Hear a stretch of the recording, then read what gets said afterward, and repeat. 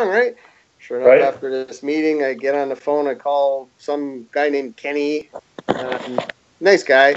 God knows where he was. Kenny, yeah, Kenny could have been Kenny G. He had that kind of high little voice, you know. But sure as hell wasn't my brother anyway. So Kenny says, "Oh yeah, no." He listens to my shtick, and I tell him everything's going on. And he goes, "Oh, sir," he said, "you know, it wasn't something you did." Yes. I'll go, how can you be sure? He said, "Well," he directs me to this page, and sure enough, on the page it says, "The whole of GoToWebinar, hundreds of clients were, crashed 4 minutes before my meeting." And I'm like, okay, so I guess I don't have to give somebody shit, and I don't have to give myself shit. But left me high and dry at the last moment. And you just never know when that kind of crap's going to happen. It's always when you need it the most. That's when technology farts. Yeah, Before exactly. my technology goofball story, Enzo, how's the zombie foot? It's so hot, eh? I'm supposed to be for 2 weeks, right? So I haven't stayed off of it. So hold on. Yeah. Good night. Hey, buddy. Say hi. Hi, Guy. Good to see you, pal. Good night. I like your pants, by the way. Very cool. Thanks. You can see his pants? Yeah, he's got faces or something on his pants. Dinosaur. Skedaddle. Good night. More importantly, does his father have pants? That's the key. Anyway, no, it was getting better. I did too much walking at work, and it bucked up again. Yeah. You gotta be careful, bro. I need 2 weeks off. I ain't getting 2 weeks off. Tomorrow's this communion, and today I have to clean the house. Tomorrow, work, I missed 4 days. There's, this going on while I'm not there.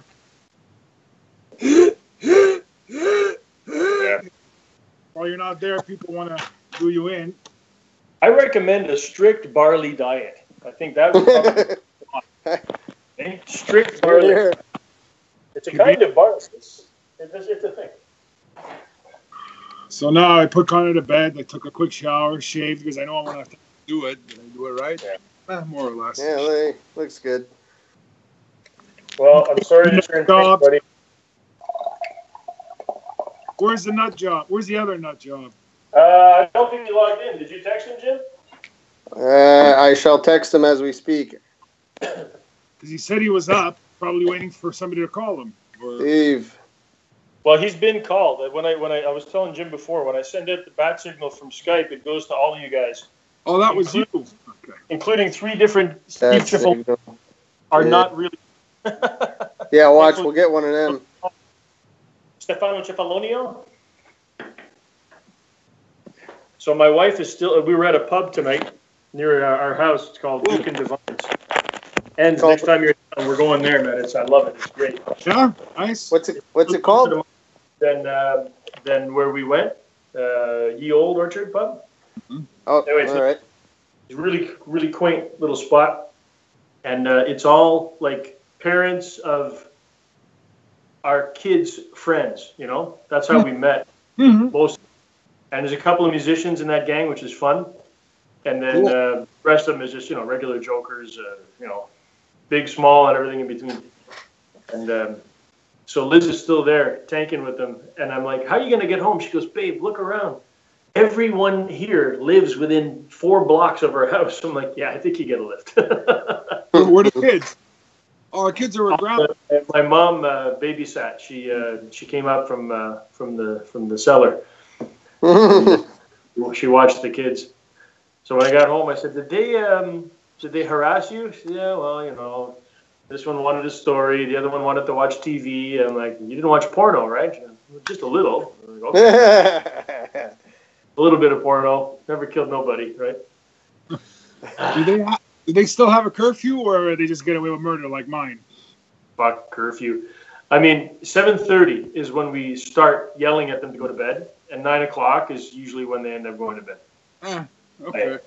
My oldest, it was hard because we had the blackout curtains in both their rooms, and then we got rid of the blackout curtains in Cassidy's room, and then spring starts, and it's like fucking 4 in the morning. I'm up. Where's breakfast? Fuck, what are you doing? It's fucking, well, the sun's up, Dada, and the birds are chirping, and I'm up. I'm like, you are up.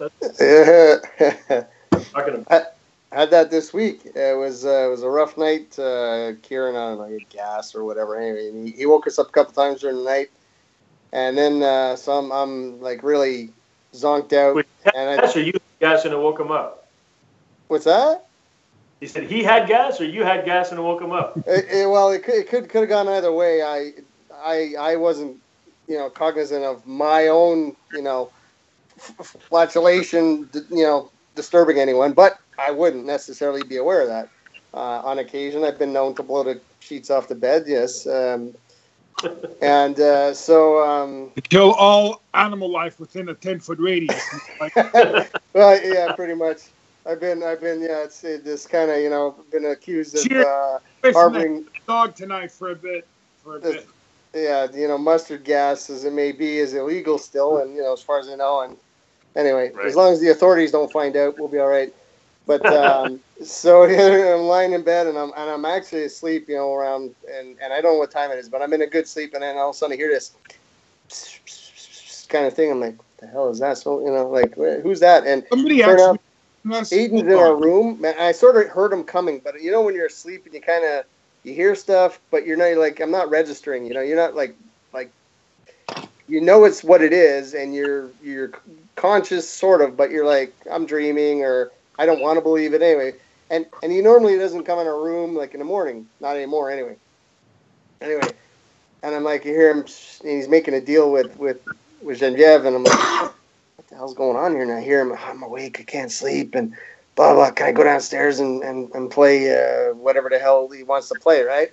And normally he won't go downstairs by himself, but now it's broad daylight, right? So, and if the curtains have been pulled, it's, it's sunny, and I'm like, I crack my eye open, I look at the clock, 5:15. I'm like, bloody hell, man. Normally we've got to beat him with a stick to get him out of bed during the week. On the weekend, he's up like, ta-da, he's in front of the TV downstairs. I don't get it. My little fucker did the same thing this morning. Same shit. I was up. I went to bed at 10 because I was hammered. I woke up at 12:30 with a spasm and a cramp. Went back to bed. Woke up again at 2:30 when I sent you that, why the fuck are you awake? Because I've been smoking at 2:30 in the morning. Took 2 aspirins, went back to bed. 5 in the morning is in my bed. Let's go do 1v1. Let's go do 1v1. Call of Duty. Get the fuck out of here. I'm going to kill you this morning. The other one wakes up. The other one, when he wakes up, he's going back to bed. Well, so my wife gets up, gets Connor out of his PJs. She's fucking swearing her brains out. I'm not sleeping. I might as well get up. Fuck it. Well, at 5:15, the other guy, so Genevieve says, yeah, go downstairs. Shh, don't wake your brother up. Because normally he's awake by then. And she was still in our bedroom. Normally she's in his bedroom, right? Because she left during the night. Either I was snoring or farting or whatever. But normally it's Kieran who's, crying mama or whatever, and she takes off. And he didn't wake us up, but it was Aiden. 5:15. So she goes, yeah, go downstairs. Don't wake your brother. He's like an elephant in a china shop. I'd like him to become a ninja, but he's not a silent ninja yet. And he's down the stairs. So I'm like, I'm still in my kind of semi-coma. Okay, I'm lying there. Okay, it's okay. I don't have to get up till 6. It's cool. It's all right. And then 5:33. Oh, come on, man. Sure enough, Genevieve takes off.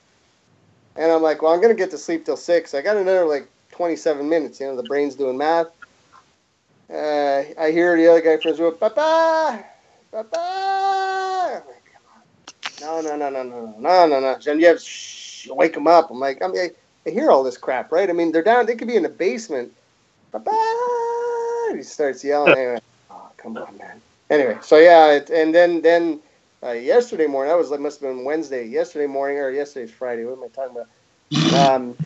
Sure enough, yesterday morning, he comes in, he farts on my alarm clock, right? I don't know this. I didn't know he was playing with the alarm clock. I set it for 6, and we were up. Somebody wakes us up, right? But anyway, it's like 3 minutes after 6, after my eyes after Jenny goes, Jim, wake up! And I'm like, the house on fire, holy shit, jump up. She goes, your alarm didn't go off. I go, well, I hear it. I know it's on, but I can't hear it.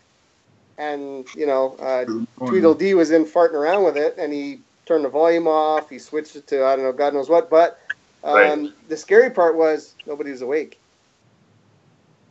3 minutes after 6 in the morning. There's no panic, right? No school bus, any of this crapola, and Monsieur is still sleeping in his room. The other guy, well, he's asleep, and they go get him up, and I go in Kieran's room, and I'm like, Kiki, time to wake up. What the hell's going on here? We're like in another world.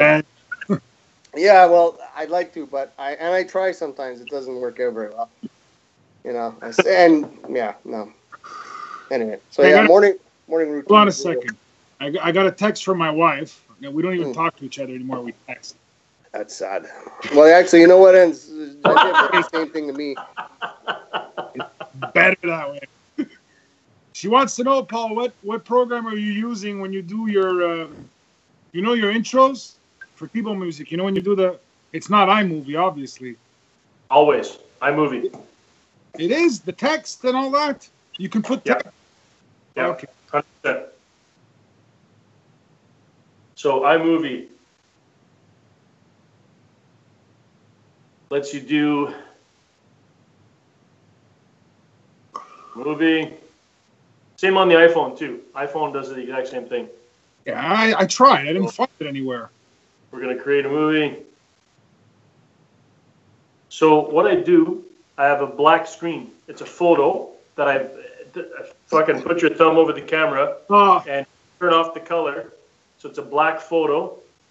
So photos. So I got a black photo in my timeline. Okay.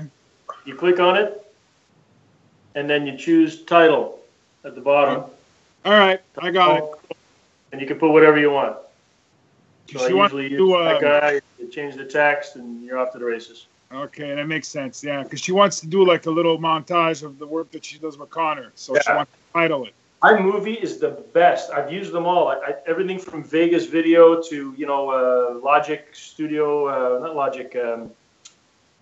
Whatever is it Logic? No, Logic is the audio, right? The video editor. Yeah. Not Logic. Anyway, I can't. So I've used them all. So I wasn't sure that I was gonna, when I started being a YouTube whore and I started fucking around with all the video, I'm like, how am I gonna do it? I need something on the computer, and I gotta get a Mac. Oh my god, I gotta spend $3,000.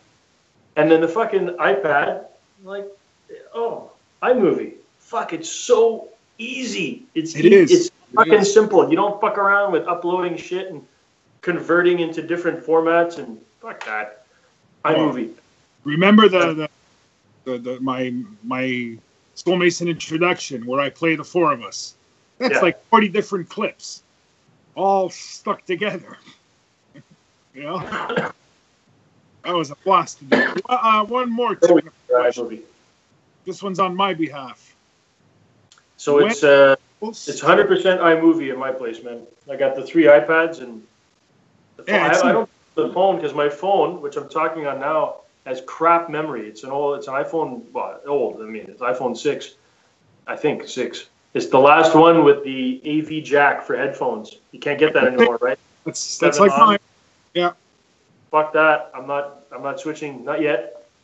Why? I don't know. I'm being an asshole. Fuck that. Who cares? I got the 7 Plus. I just got the 7 Plus through work, right? How do you find it? The reason I took the 7 instead of the 8 is because I read it has better battery life. Bullshit. Yeah. Well, I have to upgrade soon because this is ridiculous. I got, 8 gig or something on the phone, and it's all. That's the good thing about this. I took 16 or 32. I don't remember. 16, I think I took. Anyway, so you have all kinds of room, right? But in case of fire, if ever my fucking house blows up, this is my flash drive. Every fucking photo album, picture in the world, and video that I've ever done, it's on there. And I'm taking that, maybe the kids. Take my big fat cat. The other one, she's a ninja. She'll get out of the fucking fire escape. But It's all on the flash drive. But this iPad that my wife got me for Christmas, 2 years ago. I want to say 2 years ago. That's when the trouble started. She said, "I got you the one with the extra memory because I know I've heard you complaining that fuck, I'm out of memory, and I'm constantly putting shit onto the flash drive, which is great because it's USB. Boop. There's no fucking no adapter for what do you call it? The transformer for power. It's just USB powered. It's great, super convenient repository for all my shit, gigabytes of shit every week. How many terabytes on the flash drive? Constantly emptying the fucking phone. Constantly. Like I can't take a picture. I'm at a party. Fuck. Because I took 3 pictures. Oh, you idiot. Fuck. And you're texting them to yourself so you can have them in the cloud. When my wife goes for a concert, she's fucking sending me videos of Adele. I'm like, okay, enough. I hear you having a good time. She goes, no, it's not for you. It's I got no more room on my phone. That's a bitch. Because she fucking sending videos. Oh, come on. Well, so you know what I tend to do? What's the deal? We bought ourselves a new flash drive for separate hard drive. But what I've been doing on my phone, it's only 16 gig, and it's got plenty of apps on it that half of them I don't use yet, but I plan to. And so, like you, I run out of room. So what I've done now, as long as I got Wi-Fi, we use Amazon Prime, and we have the pictures. There's it's unlimited, but video, you got 5 gigs, and then after that, you got to pay for it. But it's probably one of the best deals out there. And so I think we got a lot of gig, a lot of space. Right. Not like a terabyte, but anyway, enough. And so what I do is, as long as I got Wi-Fi, I open up Prime, boom, and it automatically pulls all my shit from the iPhone in there, and then it just delete. So as long as I know it's up in the cloud, and it's pretty automatic. So it's fortunate that I can. Now the only problem is if something goes wrong and Amazon goes tits up, well then I'm fucked. I don't think it's going to happen. Amazon is going to take over the world. Amazon. Yeah, well, they're going to create a new bionic foot for ends, and we'll be able to buy it online. They'll ship it overnight. Yeah, but did you hear that in the last quarter, Walmart was actually beating them out on online different stuff, shipping? Yeah. Oh yeah, they're starting to kick their ass. And you know what?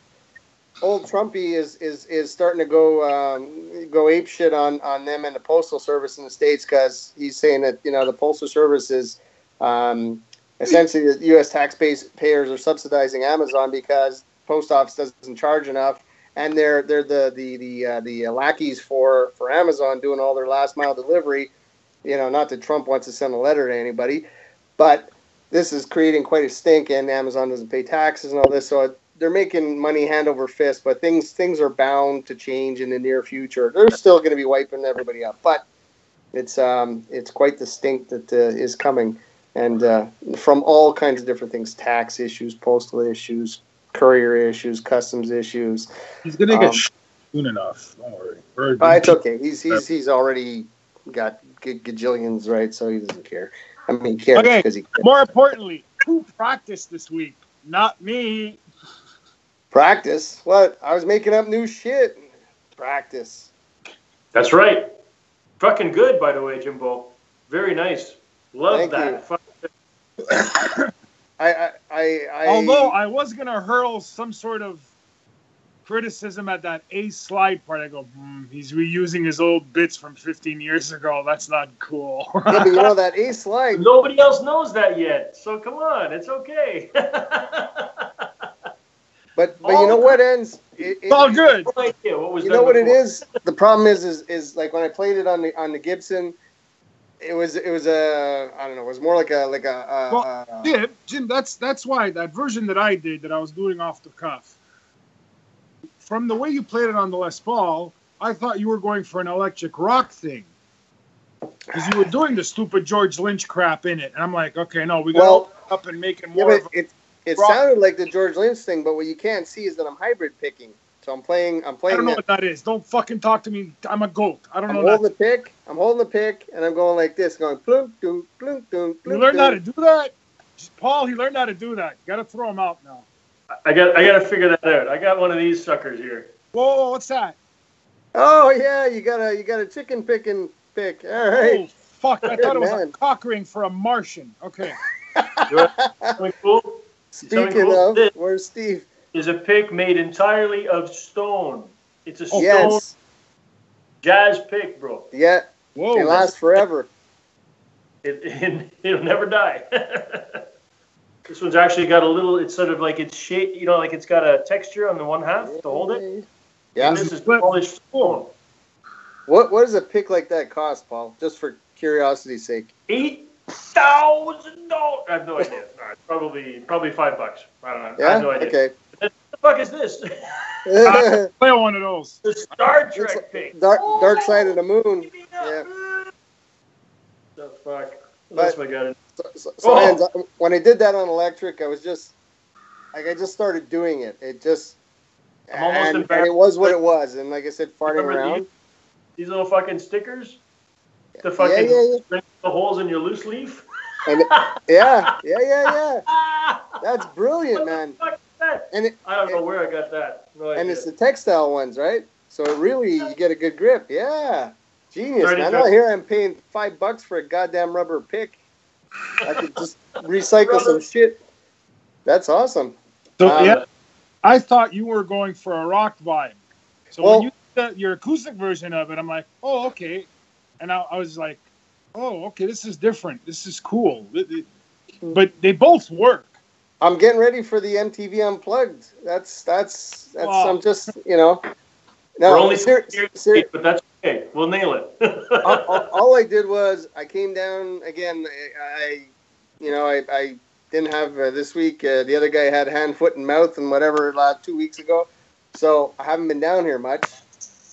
And when I came down, I said I wanted to play, so I picked up the acoustic, and I didn't even check to see if it's tuned or whatever, and I just kind of went to start playing, and felt possessed to sort of play that thing, and it morphed. I always and thought you were had possessed. I always thought that.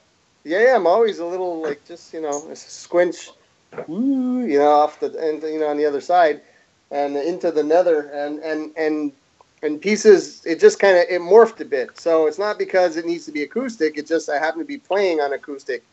Means I played differently. Means I was strumming.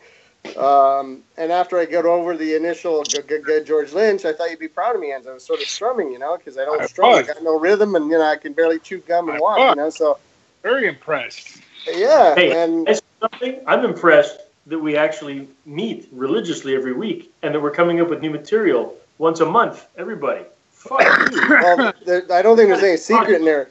The music is that's interesting. The fact that we meet on religiously every week is because we got no lives, But that's a state of our family life, children and old decrepitude and whatever else, Well, at least you were out, Paul. You were out carousing or whatever, I was fucking cleaning 8-month crust off the bottom of a toilet seat for most of the day.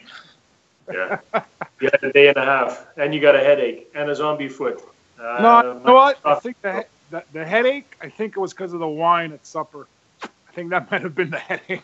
Did you have half a jug or a full jug? Was it It more? was a buck with 7 Up.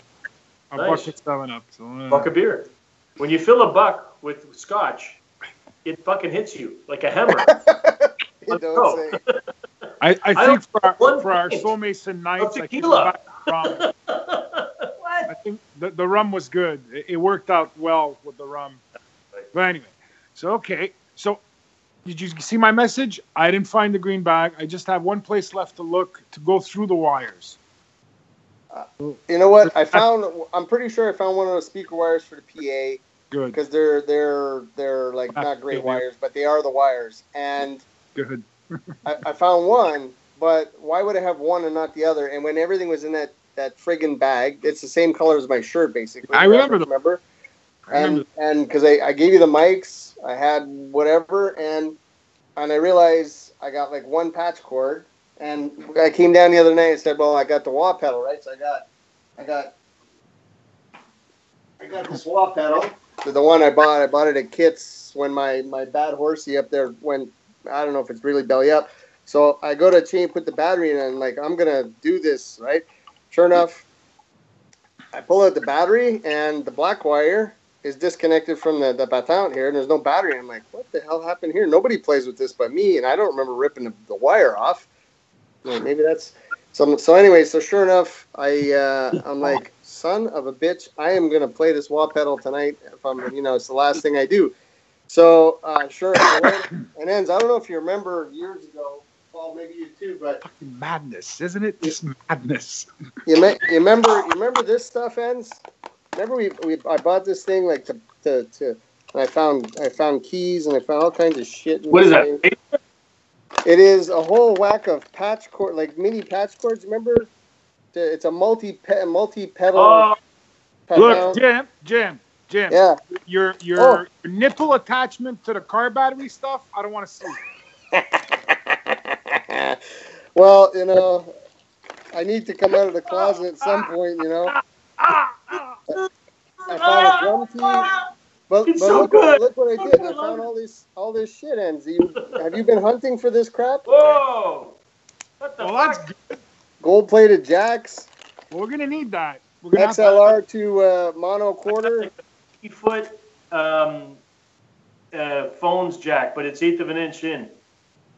Yeah. So if you got an 1/8 of an inch to 1/4 of an inch stereo, headphone, it's a lead. It's like a 50-foot lead. It goes forever. So I can bring that. Well, I plan to get one. Assuming nobody gets sick overnight or whatever, because there could be people vomiting tonight. Anyway, I'm waiting for news from. Stay tuned. Why? What's you sick now? I don't know. There's people feeling nauseous and whatnot. Anyway. Okay, because I had an idea, but fuck it. You guys are like a fucking cesspool of fucking germs. I wanted to pass by Monday with Michael, pick up that crap, instead of doing it Friday or Saturday. Okay. But I got a drum key. Thick. Another drum key. Possession's 9/10 of the law, right? My father, it turns out, they had to test him. They thought he had mono. That's why he was sick and he's weak. It's not mono. He has a streptococcal infection, but not throat through the skin. Imagine. So he's pardon me. Off limits. Well, ends. We'll be here now. Genevieve will probably be a little upset because she wants me to cut tree branches or whatever. And anyway, but listen, man, come and get crap, because you know what? Anyway, so just to finish my story, but I Frankenstein this thing, right? So to finish, so I put it together with another jack and whatever. I jammed the thing in there. Sure enough, go to find my God forsaken my little patch cord. Plug the patch cord in. I got my sound is dead. I'm like, what the hell's going on? And then I unplug it and I try to cord by itself. I got nothing. You think I could find another patch cord in this house? No. I think there's a little one in Aiden's room with his guitar and his amp, because God forbid you ever play with the thing. But anyway, I can't find it, and I got no more patch cords, so I got to go get a patch cord. So I can't tell if my pedal here works or not. Are you or any kidding? other shit. I got all kinds of crapola, cut wires and whatnot, and fuck that. Goodbye. Who's the closest to a music store? Well, that's what I'm saying. I'm coming into town tomorrow, and Steve's is on. Where is it in the West Island, Paul? It's on St. John's, right? Corner of Sources, near Sources. It's on, is it Hymas? It's on Hymas, but very close to Sources, just north of the 40. On Sources. No, not on Sources. If you take the 40 to Sources and you go north, can you turn left there? I think you can turn left at the first light. At St. Regis? Is that the street? At St. Regis, yeah. That's what. But why would you go to West Island? You want me to go pick it up? I can go. I got a music store in St. Charles, man. I'll go pick it up for you. Well, because I'll be coming in, and I don't know if I'm, assuming we're coming in, but if not, maybe I'll go on the South Shore, because I'll be going on Jen's mom's first, I think. But anyway, so. If you need me to pick anything up, just make the list. Just tell me what you need. I'll go up to, I got Musitech, is my favorite little local music store up on St. Charles. They're great. They got all that, they don't have fucking tons of stuff, but they got wires and jacks and whatever. You tell me what you need, I'll go pick it up. just make your shopping list. Tell me, I'll go get it. All right. Well, I may avail myself of your services, but if I can go and see what I get tomorrow, because I'd like as you like. Man. I go shopping for you, bro, anytime. Thank you. That's kind. I could even. I said the other night, I just didn't get to do it. I was going to go on Amazon, right? Like everybody else, beep, beep, beep, beep, and ding dong, my dog goes bananas while I'm on a conference call, and sure enough, it's the Amazon man. The Amazon man can. So the other thing that I guess we're going to need. Maybe I'll go borrow them. We need more mic stands, don't we? Well, like I told you, I got one boom, one straight. You got two, I got one. Third one, but I'm like, where the fuck did I do with it? If it's not in my control room here, it doesn't exist. So, yeah, I got two. I got one. So you got a boom, I got a boom, and you got a straight. But we need two. I got this guy. You just have to line it out on the ground to use it. We could use that. Yeah. I mean, we could put it on a table or a chair or something. Yeah. It's just to hold something, right? Now, I'm glad you brought it up. I want to just run this by you, and for the sound, just the sound, no video. My laptop, okay, with my sound card, just 2 in. So I don't fucking care stereo. I just care about. We could even do one mic, like Yeah. I don't. So everything sound, as far as like what we hear in the room, that's what I'm thinking we're going to record. Am I right? Yep. Because you were talking about something, an output from the bass or whatever. No, because my bass sound is just 20 watts, and for run into the PA. Hold on. No, just to give more volume, because the 20 watts probably won't be enough with Steve pounding the drum. Well, I just bring my head. I'll bring my head, and we'll go output from there. You got your chiclets, the acoustic? No, I don't have to fucking show you. It's the PB Mark 6. It's fucking. The Brad used to have. Yeah. Or, we don't need the amplified out because we don't have a cab for it. I got rid of the cab, but it's a preamp out into the board. Will it handle it, Jim? Will the board handle it? I think so. Yeah. I want to blow speakers. How many watts is that PA? I don't know. Let's go see. Let's show it to us. Let's take a look at it. Sure. If I got a friggin' light here. Steve is alive, right? No, you didn't ask. I texted him. I don't know if who knows. We'll get a. I sent him I said the bat signal searching for you. So now I won't see shit. Hang on, let me turn my camera around. Okay, and I got a flashlight in my pocket because that's the way I roll. Because you're a peeping fucking Tom. Anyway. That I am. I am what I am. Move my ukulele. Watch. We're going to find the other speaker. Watch. Go fuck yourself. It's going to jump. They're the wedges, the speaker, and everything else should be kicking around here down in our fucking rat's nest of, I got a beautiful basement, and all it is fucking, unopened boxes and crapola. Go back. So, Go back. Go back. There is no green. If you see the green bag, I'm going to kill you. Go back. Up against the wall. What's there? Up against the wall? Two black things. What is that? They're the stands for the wedges for the PA. We're going to grab them. Look, there's this ends. These are the two boxes you're talking about, and I've been through them. Do you see a green bag? I don't see no. The green bag is in your office. I see Easter baskets, pieces of works of art. The green bag is in your office. No, it's not. The green bag is in your office. And where? Turn around. Turn around. Stop there. Go towards that cabinet. No, not your desk. To the right. Yes. Go up. Seriously, if you think it's put it in the back with the speaker? No. Here, you guys tell me because I can't see in there. Enz is gonna find the fucking wire virtually. Look at this. Watch. Do you see anything, Enz? You're not. You're pointing it at the back of the cab. I can't see shit. Well, that's what you're insinuating. That's where it is. Hang on. Let me stick my fat head in there. because it's not in there. First of all, it wouldn't fit in there. And I keep thinking it's somewhere else. God damn. And I dug under here. I got more laptop bags. Because last time we found a bag with stuff in it. This is like a fucking Easter egg hunt. Hey, not a fun one. I don't think we want to do this. Well, I'm gonna ask Genevieve tomorrow. Like I should ask her because this is all her fucking chaos here.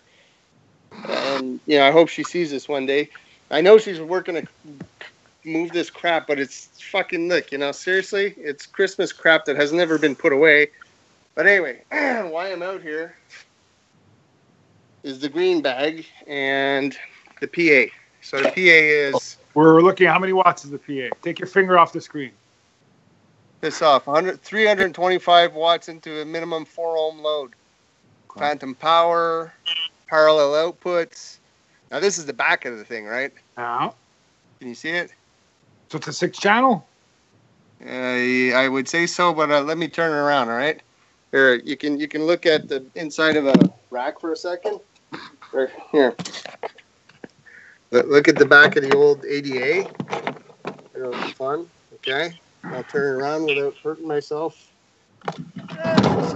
Yeah, Jesus, Mary, and Joseph. Son of a bitch. All right. Ooh.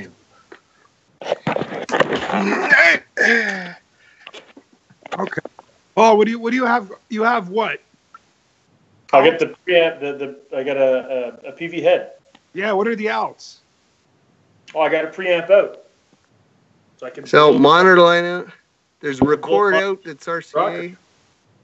1/4-inch main line out. There's 6 channels XLR. When 4 of them have 1/4-inch inputs, balanced line ins, and 2 at RCA tape CD line in. So there's digital effects on it. Ooh. So yeah, 325 watt 6-channel powered mixer. And the special effects are. Oh yeah, you can see that. See that? Awesome. Decay, reverb, pitch, whatever. I just want to make sure we can plug the head into it. That's all. I don't see a problem with that. I mean, yeah, I don't see a problem, and because we're gonna bring this ends right. This is gonna be my amp. I'm gonna leave it as Steve's. Yeah. There's your There's your patch cord. And that's no. It's this is the plug, man. Yeah, no. If you want to try your wah pedal, you have a patch cord back there. You see it? Fuck am I gonna do with this thing? It's barely 6 inches long.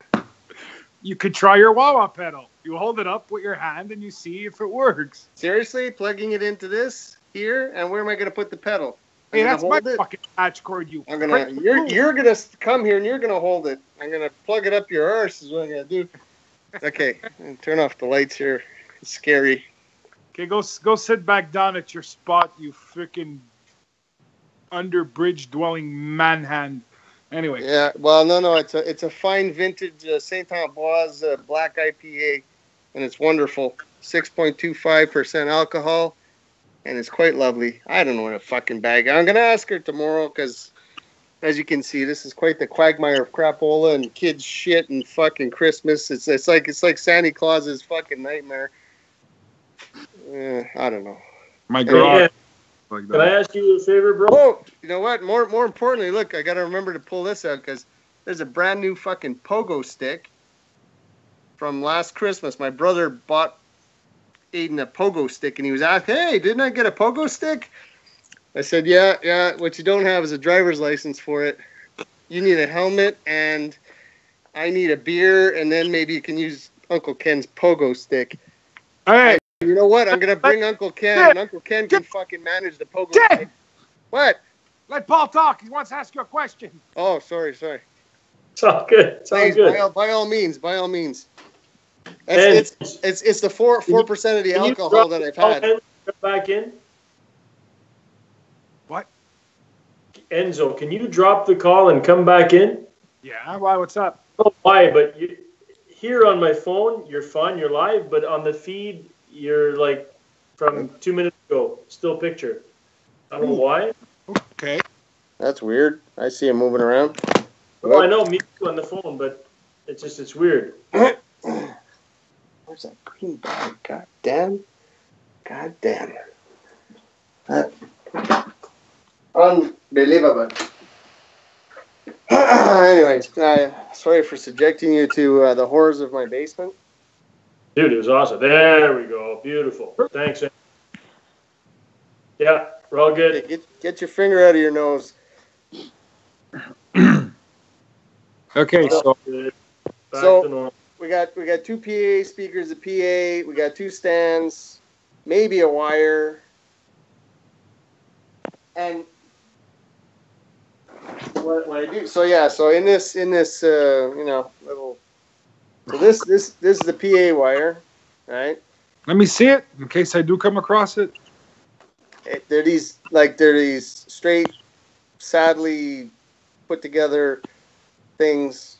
I don't know what it says on there. It says I don't know. God knows what that is. Anyway, whatever. It came with the thing. What I got here, that's a MIDI cable from my my old doodad. And like you mentioned, Paul, I got the same thing there. I got the 1/4 inch pat down. This was for a headphone jack that runs. It's about 50 feet. I used to use it in my basement and when I lived in RDP. What the hell is that? So no, the thing is we need two stands for the two mics to record. We need a stand for Paul to sing with. So we have three. Listen, I'll figure that out. I can tape it to the wall for all I care. Guys, I'm gonna drop and I'm gonna come back in. Sorry, I'll be right back. Bougez pas. Bougez pas. So, what the hell? I really ends. I'm at a loss. I really am. You have one, so it means the other one should be there. But I mean, if you don't have it, and I don't have it, like, where the hell did it go? It doesn't make any sense. I mean, and I've been digging through different boxes, thinking, I could have moved it. So I'll ask Genevieve because, but she wouldn't pick up a big green bag with, huh? I hear static. Do I hear Paul say something? Hello. Okay. Hello. Cheers. Let's drink some more. Fucking Cheers. Where the hell did he go? Oh, sorry. There he is. So, patch cord stands. We got the amp. I'm assuming the amp's gonna work. I mean, I played it last year. I tried it out. I plugged it in. It works. Hold on. This is fucked up. I don't know what's going on, but ends on my phone, you're fine. But I'm in the recording. I can see you're like a static picture from 2 minutes ago. Again. I don't know what the fuck. It's not your fault. I'm sure it's not you. I don't know what the fuck's going on. So let's start the call over from scratch. I'm good with that. I can check and see on if that Paul, boy. You do the call. Who, me? No. Okay, so we're signing off and coming back in. Yeah, I want ends to do that. Jim, you're good, man. I can see you, no problem. All right. So weird. I mean, on my phone, I wouldn't know any better because it looks like everyone's fine. But ends in the recording, what I see on the laptop is just, he's not moving, he's like stuck in time. C'est bizarre. Goddamn technology. Seriously. Yeah. It's a bugger. I think we should go back to the Campbell soup cans and butcher cord. There he is. Yes. And I got no idea where Steve is. No idea. Where the hell? Yeah. No idea. Green bag. Ends looking good. You're live and the What? Why do we have like that kind of static sound? Yeah, I heard it too. That was That's weird. gone. Maybe Steve's trying to signal us. Could be. Come in, Steve. Come in. Sending smoke signal. Yeah, different kind of smoke signal for Steve, but anyway. Where's that? So, right, we're gonna come up with a set list now. A set list. Yeah. It's gonna be like a seafood diet. Seafood. Oh, by the way, I had another thought. Sorry, I got caught up in the technical shit. But okay, so audio end. Do you agree? 2 mics into a whatever Mark II. Either on the floor. Going into laptop. Laptop's going to be running fucking Cubase. 2 channels, all the way.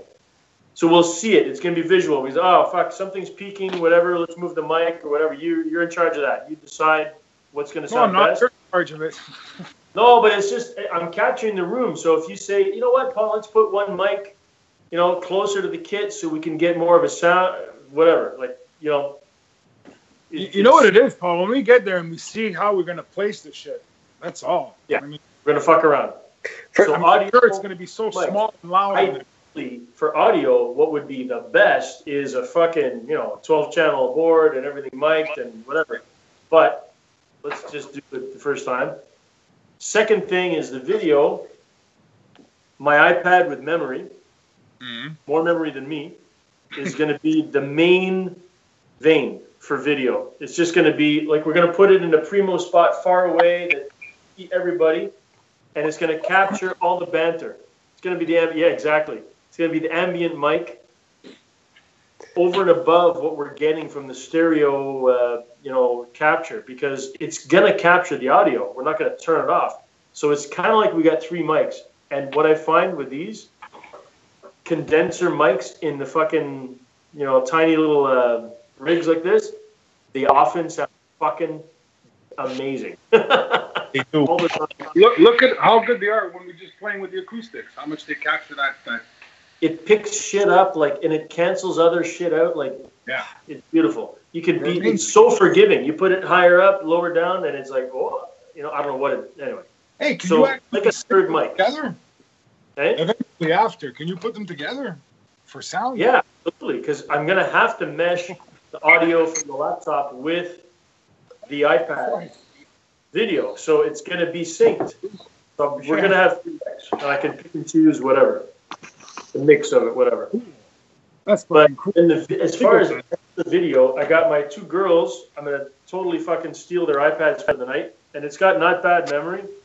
You don't mind a pink iPad recording our shit, guys? Right? Pink, purple.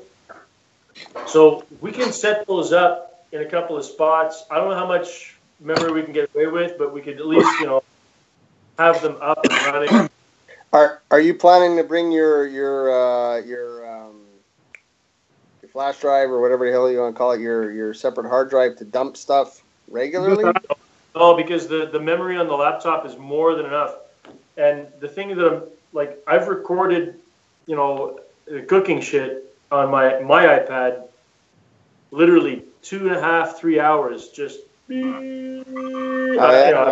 Bathroom, picking my nose, whatever, something's boiling, and I don't care. I just fucking let it go, and then I come back and hey, it's been 3 hours and your stew is ready. Let's have a look. And it's like, it's been recording the whole time.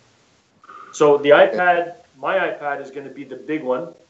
Mm-hmm. When we want to sort of enable cams, like we're fucking around, we only get 1 cam going, but then we say, okay, this is going to be good, and we'll put the 2 other cams on.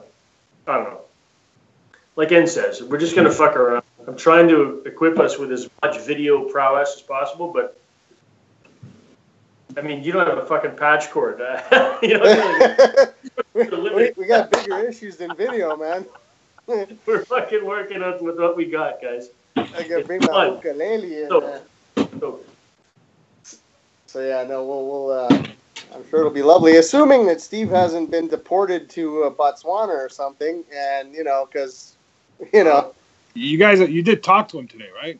Text with him, right? He responded to what, Messenger or to text? Yeah, I'm good. He probably fell into a hole. Fell asleep, or he's smashed his computer because the gremlins. Well, yeah. Anyway, so that's cool. We'll play our tunes, right? We'll play our whatever we got. We'll fool it.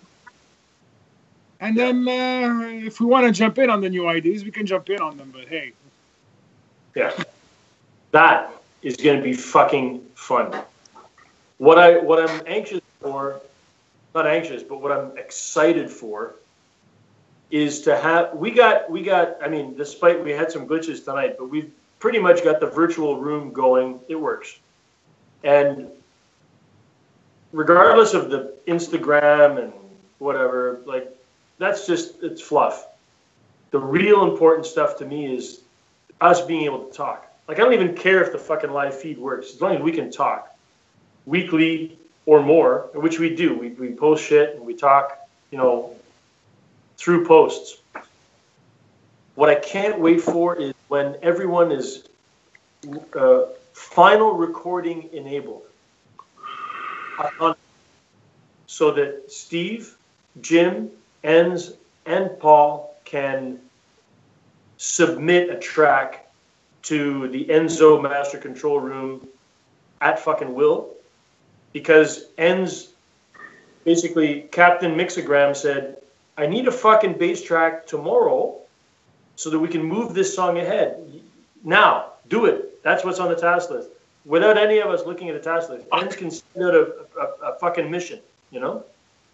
And for all of us to be able to be recording enabled with quality, because I know what that's like. It's hard. You can't send crap to Enz. You got to send good quality shit. It's got to sound good enough to be able to be allowed to be in the mix so that we can hear back. Like, yeah, that was good. Oh, no, that sucked. Don't do that.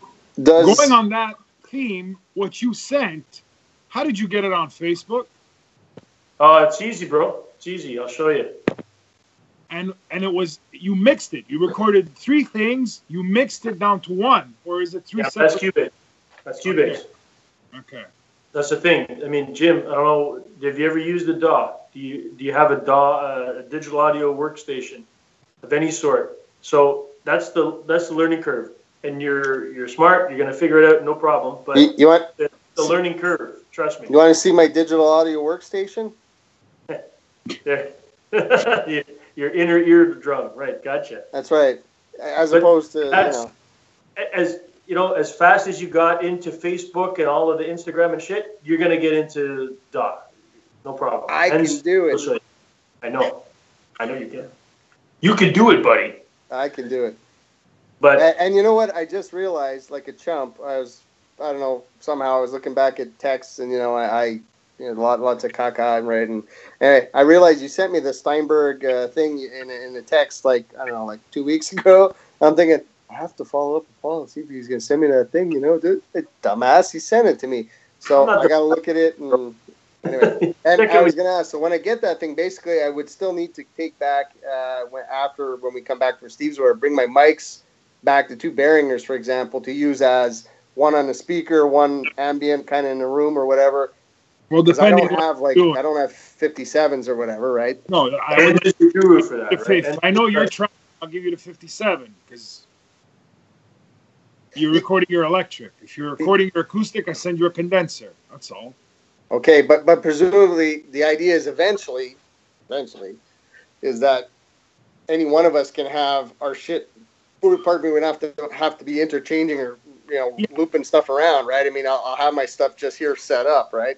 Yes, of course, but so that when you send out the bat signal, record the track, man, go, okay. Exactly. We have set up and poof. 4 or 5 of those dynamics. 2 are brand new, 2 are slightly used. What are they? Behringers? No, they're not Behringers. They're Behringers, yeah. They're Behringers. They sound decent. That's what I'm gonna bring. I'm gonna bring like 3 of those things. And we'll hook up those. We'll see how they go. But no, Jim, don't worry about that. It's more of a question of figuring out how we're gonna start it. Like the way I was looking at Lady in the Den to get it down. So here, record your 500 takes on your drums. Just do that, and then how to dump it as an individual track. And what is it going to be? I mean, we can't post this shit. It's going to have to be on a key because it's going to be too big eventually. Like, here's 16 tracks, guys. No, but yeah, but you push it up to the cloud and you pull it down. hold on. It's very easy. So, okay, let's use Jim as the example, okay? So Jim has to be, it's important that we use Jim as the example because he's like halfway through all of the fucking process. You've done drums, you've done bass, you've done a guide vocal, whatever. You got 17 different tracks, right? Including the snare, the kick. You got to give that to Jim. Yeah. So that he can record his second rhythm guitar track, let's just say. Exactly. So ends you make a temporary mix from 0 to the end. One mix, stereo track, boom, out. And you Dropbox it to Jim. Jim imports it. Doesn't matter if you're using Cubase and he's using it'll pop in. Pro Tools, whatever. So Jim, you get this track from ends. It's a WAV file or a MP3 or whatever. Matter. The quality is not important. No, I'll never send an MP3. So that it sounds good, but it's not final. You know, it's a rough track. Yeah, it's a working track. And you basically have an MP3. Right. And then you open up your DAW, which is probably Cubase Sonar, and you import the track. One track. It's fucking literally 200 megs. It's small. From 0 time, and you are using, ends tells you it's 123 beats per minute. Okay, so you set your chronometer, your tempo track. Nice, Keith. You import it. You have track 1 is all of the shit that Enzo's been working on sandwiched into one track. And if you, at some point, you're going to get finicky. You're going to say, you know what, Enz, send me the bass track separately because it's too loud or it's not loud enough. Okay. He'll do that. He'll mix out the bass track, and he'll fucking mute the 15 other things that you don't want to hear. You know what I mean? Yeah, that's the only issue I was thinking about. Track to deal with. It's a working track of the current progress of the song. At one point, it's going to be just drums. At one point, it's just going to be a fucking guy banging out on guitar. Yeah.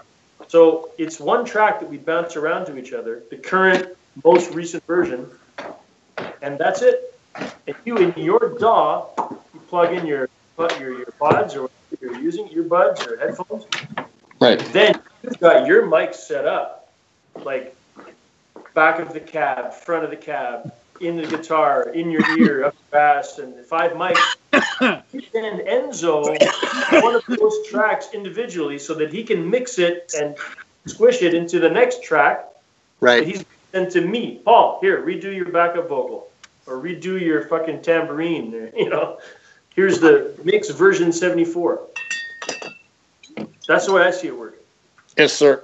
And that was the only question I had. I'm like, what if you want to hear drums more than you want to hear guitar, or whatever, Like for Steve, it'll be easy. I'm gonna give him it also varies song per song, right? Well, Jesus, you need a bottle cap and high fucking falutin stuff.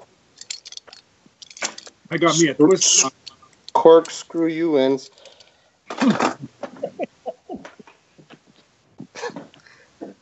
What do you mean screw you in? You got a headache. Leave alone. So yeah. So the other thing we're thinking about, Paul, was that regardless of when I go get this equipment, because he can't get out of his basement without me. Right. Well, Genevieve says she's gonna, her and Aiden are gonna give me a Herculean push, and they're gonna help me. But once they grab that fucking Yamaha cab, you're gonna be looking for a new family. I know. It's so what do you think? Put to work. But yeah, once you know what, getting it into Steve's place is gonna be a bitch too. He's got a killer stairway to go up too. So I got muscle. I work out. I'm good. Go ahead. Hey? Go ahead. No, I'm just saying. I work out.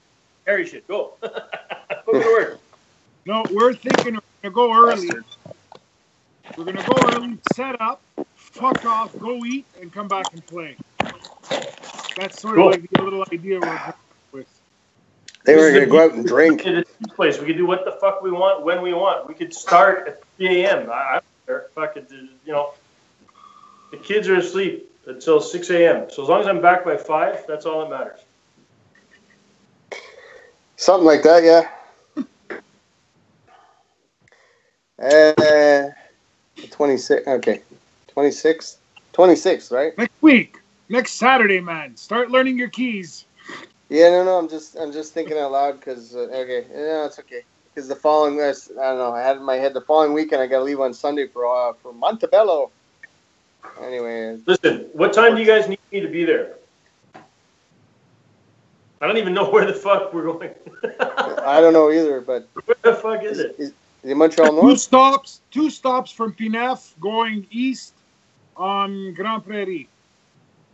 Somebody send me a Google address, okay? Oh, he's right across from Vast. Yeah. Okay. Guys, right. 26th. Hold on. There we go. 26th. Pardon. Oh, fucking cat. I love this. This cat is basically, he's my dog. He wants to be where I am. He wants to drink what I'm drinking. Oh, God. He's a big fucking suck. He's overweight, and I love him. There we go. Okay. So, yeah, all right. 26th is next Saturday. I didn't fuck that up, right? It's next week? Next week, yep.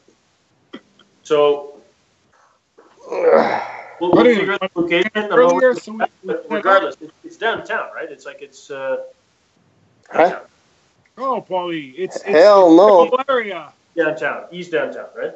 PNF Industrial. Think back.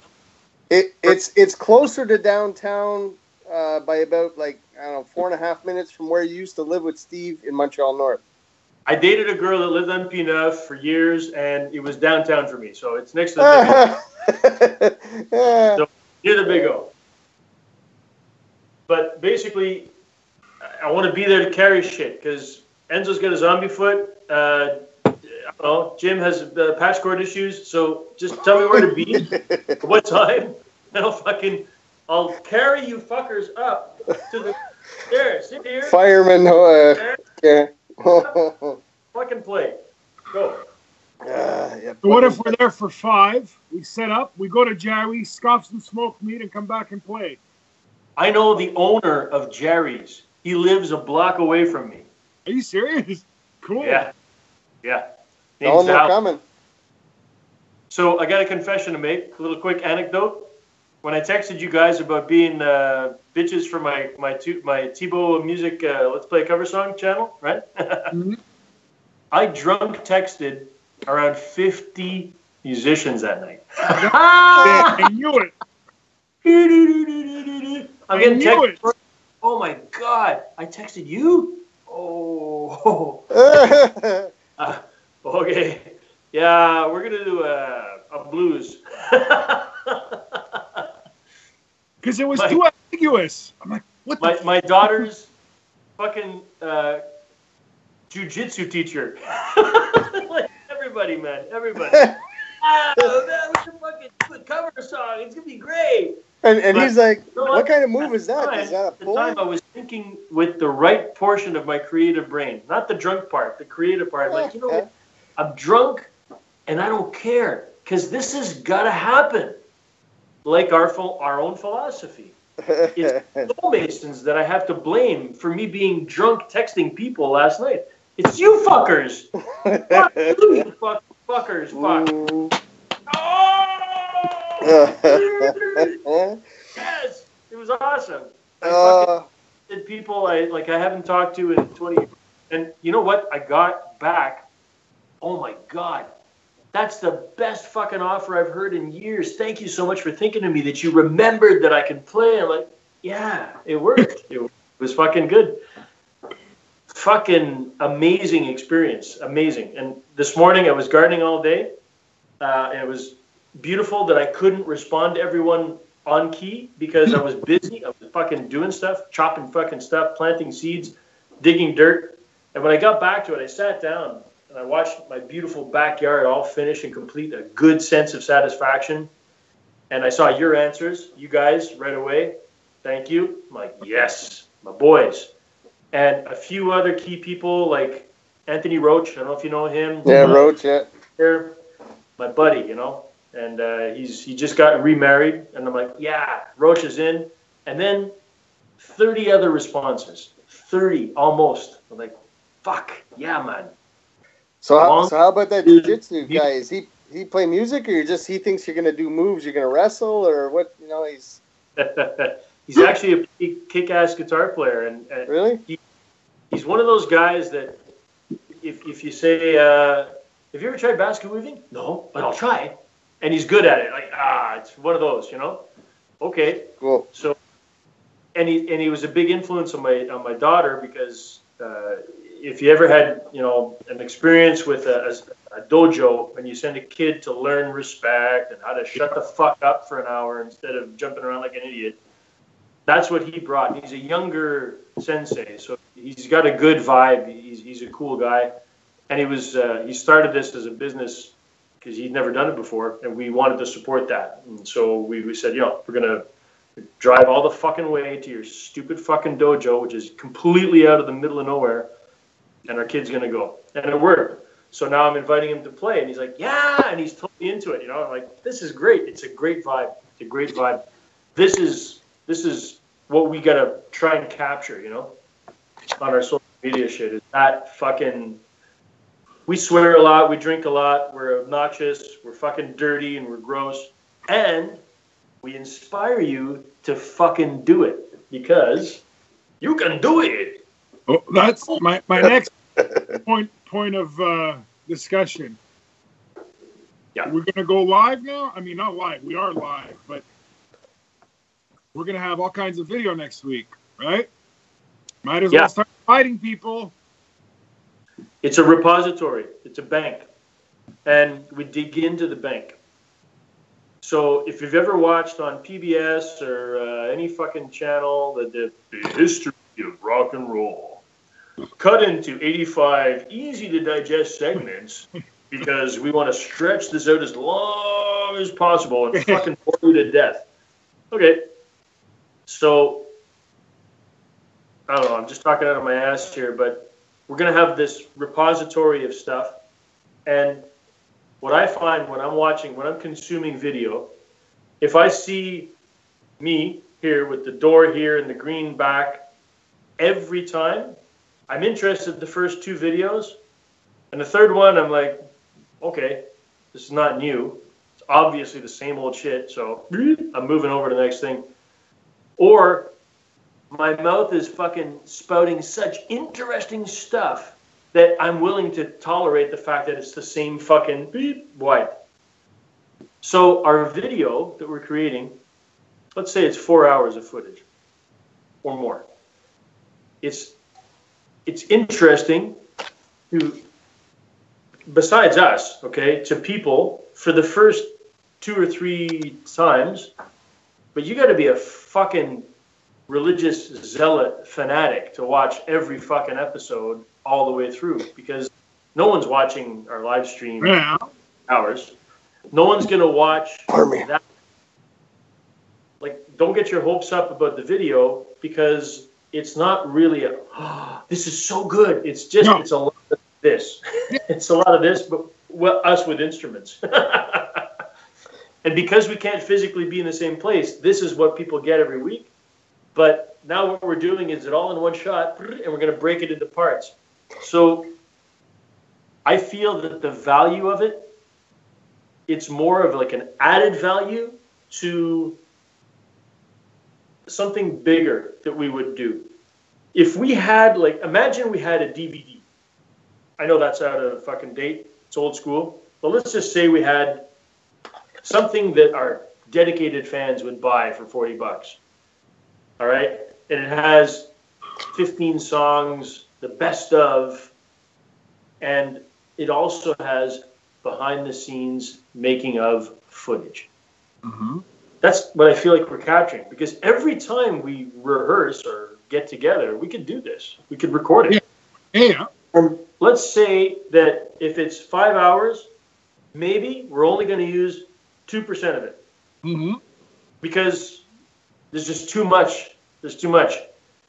We suffer from big data these days, guys. I mean, like, that's what it is. It's like, you know, so much information. You can't watch it all. There's no time. I'm busy. I got to fucking take a dump. I can't watch 15 videos. So this to me is just about having this bulk footage. So you remember Oh, yeah. Okay, we're doing a fucking video about learning to see. And remember when we jammed at fucking Steve's place the first time and we had that riff that never made the cut? Let's go. Let's put that in. That's what it is. You want to use it? Okay, all right.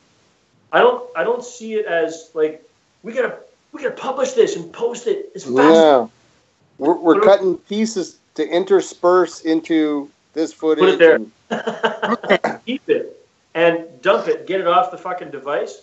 But when we need it, it's ready. It's ready, and we can refer to it and have a video that is more pre-recorded or pre-designed and say, all right, tonight, guys, we're going to talk about the motivations behind Lady in the Den. And we all tell our story, and we talk about it for 3 hours, and we whittle it down to 15 minutes. And we have the best segments of Enzo's intelligent fucking, oh, yeah, that's why we wrote it. And then, Jim, now that you mentioned that, it's the best segments, and here's us playing it at some live jam. Like some live jam. Doesn't matter. If it was on that date, it was just that's it. It's banked footage.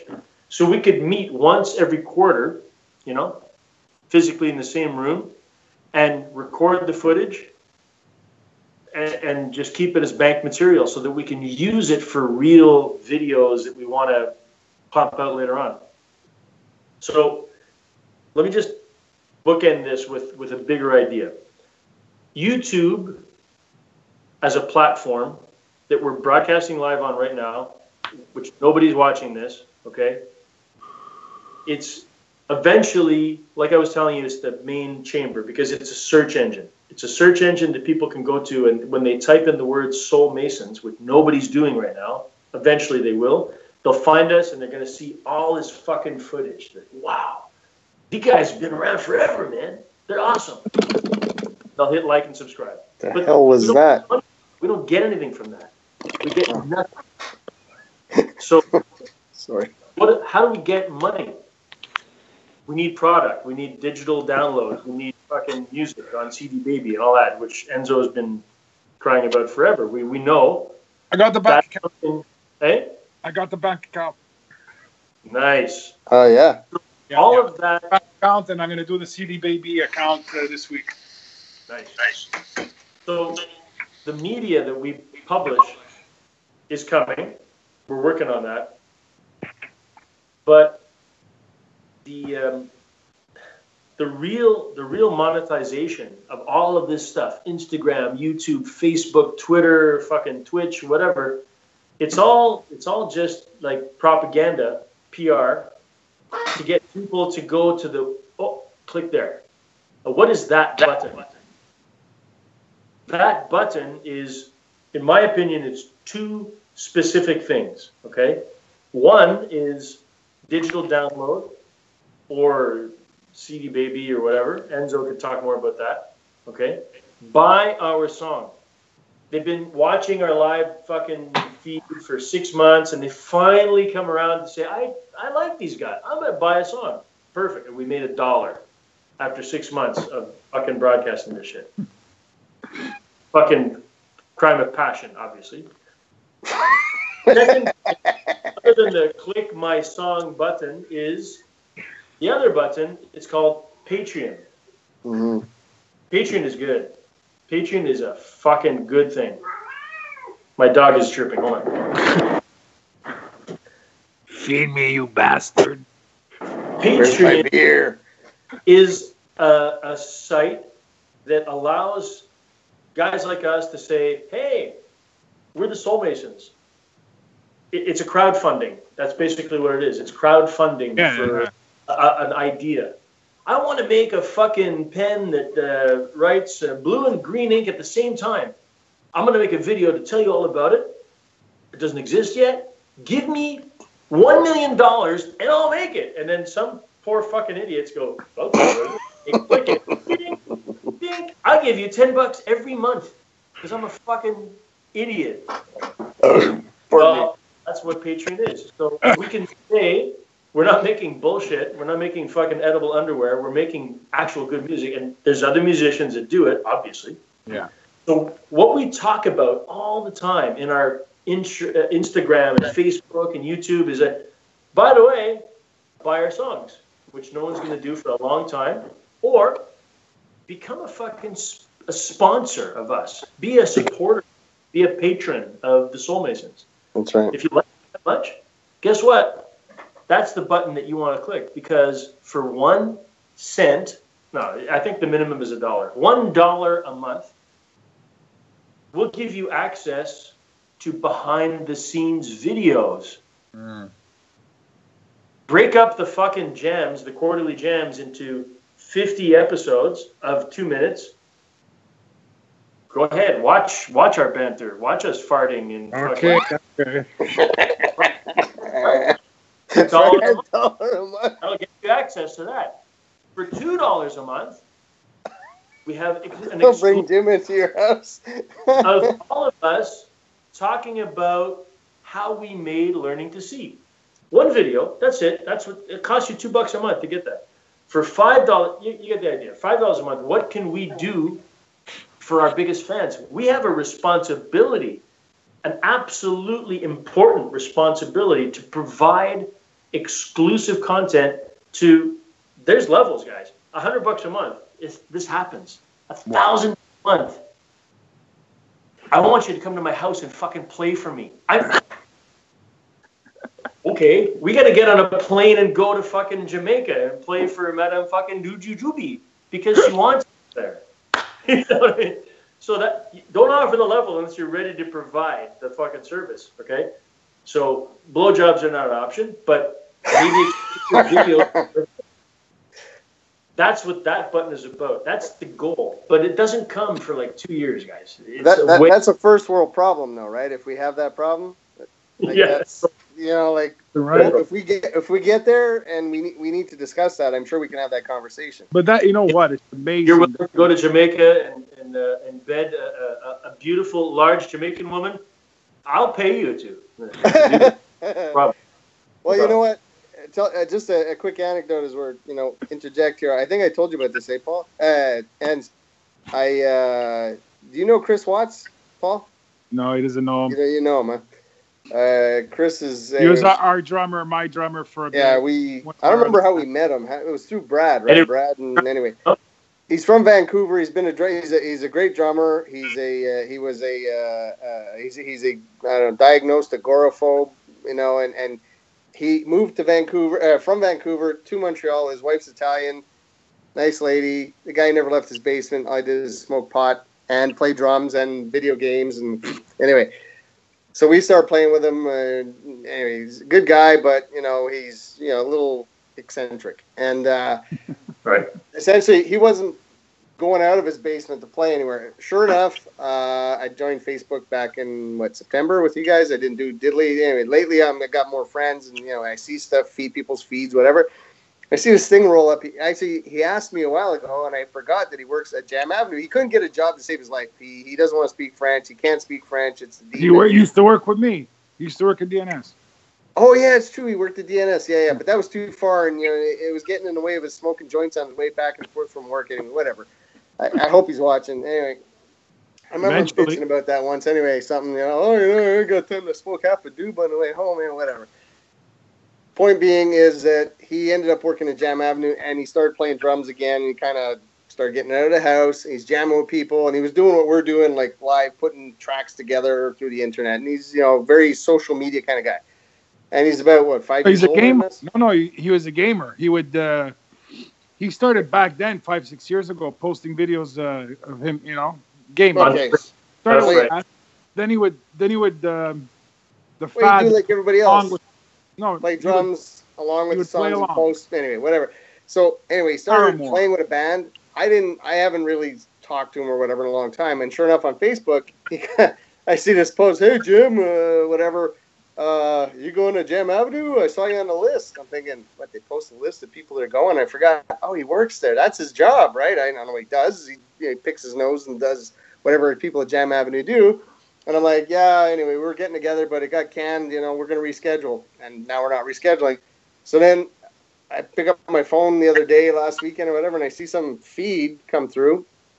And it's like, or I saw a picture and I see it's like a suitcase, a little carry-on, and some maybe a pair of boxers and whatever, and an upside down drum throne, like just a seat and a pair of drumsticks. I'm like, and it captions, "I hope it fits" or some shit like this. I'm like, what the fuck is he doing? Like, and he goes to visit his family in Vancouver sometimes, and he goes and he plays with his old friends. I mean, he's done albums and he's done stuff and he's played, semi-professionally for a long time. But once he moved to Quebec, I mean, totally fucked him, and it was the end of the world here, and blah blah blah. Anyway, so I figured he's going home.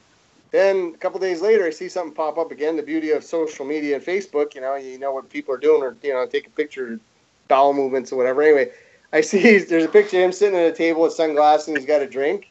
Oh, he's down south. Okay. Then 2 minutes later, another picture pops up. There's a video. He's playing on stage somewhere. He's playing drums, and they're playing "I Shot the Sheriff" or I don't know what, some reggae tune. He's in fucking Punta Cana playing with his band called the Lucky Strike or Mucky Fucks or whatever. I don't know, whatever it is. I'm like, this guy, we couldn't get him out of his basement to go to the Dip on Earth to buy smokes with us. He's playing in fucking Dominican Republic. Right. Covers, right? And I'm like, if there's no hope here, whatever, I mean, it doesn't matter. Like, things can change and happen. So there is hope. There is very much hope for all of the things that we're doing. So anyway, that was just an anecdote kind of out there. But Patreon, dude, we get the Patreon, and somebody wants to send us to Punta Cana to play, and they want to pay. But yeah, I think we can figure it out. I get what you're saying. I mean, even the most introverted, reclusive artist can actually make an impact on somebody's life. And so this is exactly what I was thinking about last night when I was fucking smashed, shit-faced, whatever, 11:30. Fuck it. Contact list. Start scrolling. Musician, go. Painter, go. Fucking creative, social media fucking expert, go. I get texted as so many people, and I didn't get through half my list. Like, that's, the weird part is it could have gotten uglier. I wanted to fucking send a message out directly, you and me, on my channel now. And I got such an amazing response. Like, it was fucking beautiful. I was tormentedly pleased this morning because I saw, like, wow, someone actually replied to that drunken text, but they responded so positively. One of my favorites was, here's a weird one. I used to play a lot of MMOs, massively multiplayer online games. And, I met a buddy, this girl, not like romantically, but just like, whatever. Just she was in the same group as me, and we connected afterwards. And that's it. That was the only connection we ever had, is we played a video game together. Like, literally, that's all we've got. All right. Never met. She lives in the fucking United States. I don't know, southeastern United States. And I texted her. I think you told me at one point you played music or something. She texted back. She goes, "Oh my goodness, you delusional, beautiful man." Yeah, I play flute, and I used to sing in a choir when I was a kid. But what the fuck? Were you drunk, or like? Yeah, I was drunk. I drank with no romantic interest, just like artists go. Anyone who could paint or fucking dance or whatever. And it was such a beautiful reply. She's got like 17 kids, and she doesn't give a fuck about fucking doing a cover song with me. But she was so touched, and she said, "You know what? You're crazy, but that was awesome. And thank you." That's pretty cool. I see the girls on Facebook, and they're beautiful. And like, it was, wow, a random, complete, crazy, weird thing. And it fucking inspired the shit out of me. And like, stupid shit like that makes me want to write fucking 20 songs with us, It's It's stupid where the inspiration comes from. So doing live feeds and sharing us, like who we are, is so important. And fucking shame on us for not having started doing it sooner. But too bad. We're doing it now. Whatever. And so we got to hear that shit. So the footage, the long answer, the fucking obnoxiously long answer to your question is, what are we doing with this footage? Nothing. We're going to put it in the bank. And when we need it, we're going to share it. But we should constantly be sharing. Because people are fucking secretive. I would say 95% of the people that watch my videos don't fucking like or do anything or whatever. They don't. Yeah. Everybody's like that. But they watch. I'm at the pub that I'm at tonight. Okay, we're down the street and we're hanging out because one of the wives of our buddy's birthday, and so we all go out and have a couple of pints and eat poutine. And so it was fun, and I had to leave because I wanted to get the fuck out of there to come and do this. More important to me because this is real. This is the reality. I'm at a table with 40 people, but right now I'm at a table with potentially 1,000 people, you know, like in my head, future. Mm-hmm. So we have to do this because all the other channels that I do, I'm a YouTube whore, I'm a social media whore, but I'm proud of it. I'm so proud of it because all that shit, it's just boom. It's me, slightly overweight and droopy skin. Gray beard. I don't care. I'm showing you me, and I'm gonna fucking keep on showing you me. And tonight when I'm leaving the pub, I said, I gotta go, guys, whatever, and say bye. When one guy said, hey, man, I saw your video at the fucking workout thing. How's that going, man? You know, I think I might go fucking running tomorrow. Yeah. I had no idea he was watching my videos. When you started posting ends about I'm walking, fuck you, that's amazing. I was immediately fucking inspired. Like, it's so awesome. But people that watch, they don't share that they're watching. They watch anonymously. Everybody does. You guys are awesome because you hit like and whatever. I love you. Beautiful. Trust me, I appreciate it. But you know that you're doing it out of, okay, Paul, okay, we gotta fucking like your stupid video. But there's am I frozen now? Am I frozen? By sharing this, by being drunken idiots, doing it, getting the band back together, like you said, Ens. That's it. That's exactly what we got to do. People, fuck yeah, I've got an old guitar. I'm gonna I know how to play E. Fuck, that's what we got to do. Shame on us for fucking making that our message. Shame on us if we don't do that every fucking day. Here's my next question. I was thinking that since we're starting to get more stuff and whatever, like the Facebook page is there, Instagram is there, the channel's there. We haven't invited anybody. We haven't shown it off to anybody. There's no content and there's no invites. Okay, so you want to keep it like that for a while? No. Well, how about this, Hans? Your question, right? So this afternoon, my brother came to put his take his winter tires off, right? And I know you've been talking about. I haven't talked to my brother a hell of a lot in weeks. I saw him at Easter or whatever, but I don't talk to him on the phone all that. He's busy, I'm busy, but he texts me, whatever, and he sends me a video link he wants me to see, and I send him one. Woo, because I can do that now. I managed to figure it out. Sometimes, and so I mentioned. I said, by the way, I'm sure you're aware. I'm guessing you probably heard from Ed that Soulmasons are getting a little bit, busy these days. We're talking and we haven't played together, and but so and his eyes are kind of like, oh yeah, he's listening, man. He's like, he's quiet. I bet. The fifth Soulmason there, right? He's the youngest one. He's the fucking road. You think right? So anyway, I just came short of saying, well, Ken, I said it's out there. I mean, there's a page, there's this, that. He goes, oh, I'd have to go look for it, but I haven't. I'm like, so Paul, to your drunk texting thing. I mean, we have our super fans that are already out there, right? Our family. Right, there's a couple, yeah. But there are these other people that through, and I think that the point that I want to make is that I was talking to one of my colleagues yesterday about work-wise and about why yesterday I got a call. I called one of our members, and this woman, I've never spoken to her before, and she's in Newfoundland. And she called me back, and she was on the phone. I never spoke to her before, and we ended up talking for about an hour and a quarter or whatever. And when I got off the phone, I said to myself, well, don't know her from a hole in the ground. Nice lady, and she told me a story and this and that. We talked about customs and blah, blah, blah, and all this stuff.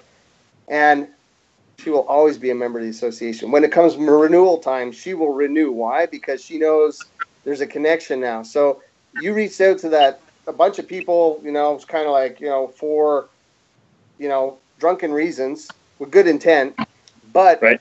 You've reconnected in just asking someone, will you come and do something with me?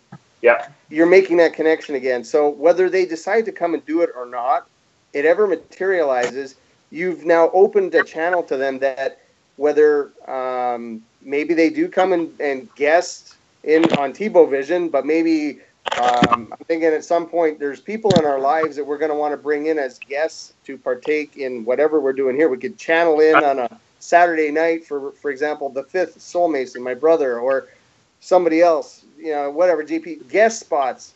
That's one thing. But these people are going to become hardened fans that are going to keep multiplying things out. And so as maybe we're not ready to put stuff out there, but my brother, like, piqued his interest, like, motherfuckers, they're doing something. Like, I want in on this. I want to know what's going on. Now, it's not Patreon or anything, but we're sowing a seed. So you reached out to all these people and they're all eager to come in. Who the hell knows? It becomes part of, it's I don't know, every second week, it's part of what we do, or there's a section as we post. Anyway, so it's just the point of it renews that connection, and it opens up a channel to these different people, because in today's world, it's like the commercial of, I forget which commercial it was way back when, and they told two friends, and they told two friends, right? That's what we're talking about here. Hair product commercial. It was Pantene or whatever the hell it was, or well, yeah, it was shampoo. I remember that. So what you did was good, and it makes you feel good. But you know what? You make other people feel good, and they don't even really know why they feel good. They feel good because you reached out to them, and that's the point. The lady I spoke to in Newfoundland was that I reached out to her, and she didn't know me from. I never spoke to her, but she was kind of touched that, oh, you called me back. I didn't expect to hear from you. Holy shit, you called me? Really? And then you want to talk to me on the phone? And that's the difference. So that's part of what we're doing, I think, is in what we're through our little video here. As we're doing it, we can, there's kind of connection to the people that we're talking to. And they're gonna feel that vibe. They're gonna get that same kind of rosy, warm feeling, and it's not necessarily the beer. It's just because they know us and they like us, and all the beer. Trust me, it's all the beer. It could be the beer. That was that. Just be honest. It's all black IPA, man. That was good. Look, I mean, it's not a fucking epiphany. I got drunk and I texted a bunch of people, or I messaged a bunch of people. It doesn't matter how it happened. I mean, it could have been a fucking envelope in the mail or a text. It's just that it's more convenient because you're there. Beep, beep, beep, beep, beep. So we have let me the cooking, okay? For me, the Home Chef channel version of me, I started by attacking my 400 contacts on Facebook, and join. The first video I made, a year and a half ago, I was drunk because I was drinking Baron de Ley. It's a Rioja from Spain. It's a beautiful red wine. I thought it was a beautiful red wine. One of the best wines I've ever had. And I got fucking, I'm inspired. And I'm in a duck breast with this wine. And so I did a fucking video, and I posted it. It was all fucking granular and crappy and whatever, and I posted it, and I got all this response, and I invited all my friends. I made a channel right there. Boom. Impulsive Culinarian. A whole bunch of people text me like, you fucking drunken crazy bastard, thanks man, it's been so long I haven't heard from you. The newness of that wore off immediately, right away. Let's say I invited 200 people that I felt comfortable inviting, and then the next week I did not have this same vulnerability. I was sober, and I manually invited every single fucking contact that I ever had in my life. People that I who is this guy? No idea. Invite. You know, old neighbor fucking saw me at a gig. Invite everybody without shame. Complete fucking, you know, self-satisfaction. Please like me. So 400 people later, that got me a small fraction. The amount, the percentage is so small. And even the ones that, I mean, half your friends on Facebook or whatever in life, email contact. Half of them are here. And say, oh, yeah, that's great, but they're not going to be involved. They're not going to be involved.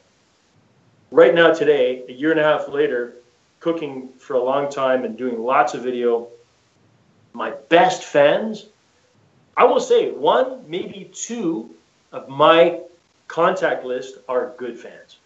Good fans. One or two. That's a percentage, man. That's 0.05%. Literally. Don't get your hopes up. Okay. But it was good to start. It was great. It made me feel good. It helped me have some momentum. But now, my fans, fucking random, man. Like, I made a post on a fucking gluten-free group on Facebook 7 months ago, and some, you know, mom of a celiac kid, oh my God, one of my biggest fans from fucking, I don't know, Seattle or something. And then they liked an Instagram post because they followed me on all my channels, and there's this 90-year-old that texted me for a week and a half. How do you make your bread? I'm sorry, I'm old and I'm fucking useless and I don't know how to do it. But help me. And I spent a week with her online in fucking Messenger. Cool. That's cool. Put the pan in the oven with your hands. And now she's my second biggest fan. Like, what? It's a stupid, random, chaotic fucking thing. That's the beauty. And that's how it happens. Yeah. This drunk text from the other night. Now, I have 50 pending best fans for Tebow music. Because music is different than cooking. Music is different. Yeah. People are into music. People care about music. People don't give a fuck about cooking. So, you know, Paul, not true. Beats, but you can't live without your favorite song, you know? No, but there's foodies. You can't say that people don't give a fuck. There's foodies. There's foodies, but they're finicky. They switch. They're very like, whatever. I don't like you today. I'm going over here. I hooked up with my old high school friends, okay? And they're like 15 girls. And they're all into music. They were all into Maiden and all this stuff, and they still follow music today. And I was supposed to go out with them next Friday. But really? Your little friends Wendy and Rosie and all these people? Yeah. Okay. But my wife's got a meeting at the CLSC and a CRDI and all that shit. So it's like, I got to watch Connor. So I told her, look, because at first I was like, I thought it was going to be me and 2 or 3 of them, right? And then there's like 8 of them. I'm like, Jesus, there's a few too many hens for this old rooster to handle, you know? Just like, oh, it's no big deal. It's up to you, you know? Okay. I'm like, okay, it'll work out anyway. I see. Call you foghorn. Exactly. But it's fun. That looks like soda pop, boy. I'm a chicken hog. That group would follow. Then there's the other group. Wait, I got to tell you about this. They're born again groupies, man. They were back then. But listen, the other group, the one that I don't know how I get them to follow, but they've been fans for 20 years, is my sister's co-workers. 911, all the retired people from 911. Wow. I'd heard of stuff back then. And they're all hardcore Springsteen, Floyd, all crazy, all into like, and they're always used to ask my sister, what happened with that? What happened with that? What happened with that? And they're not all dead.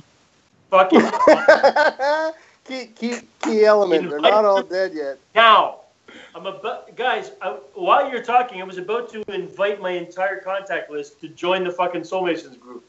But wait. It's organic. If you know what organic online means, it happens naturally. Yes. You can invite 1 million people and 2 people like it. Okay.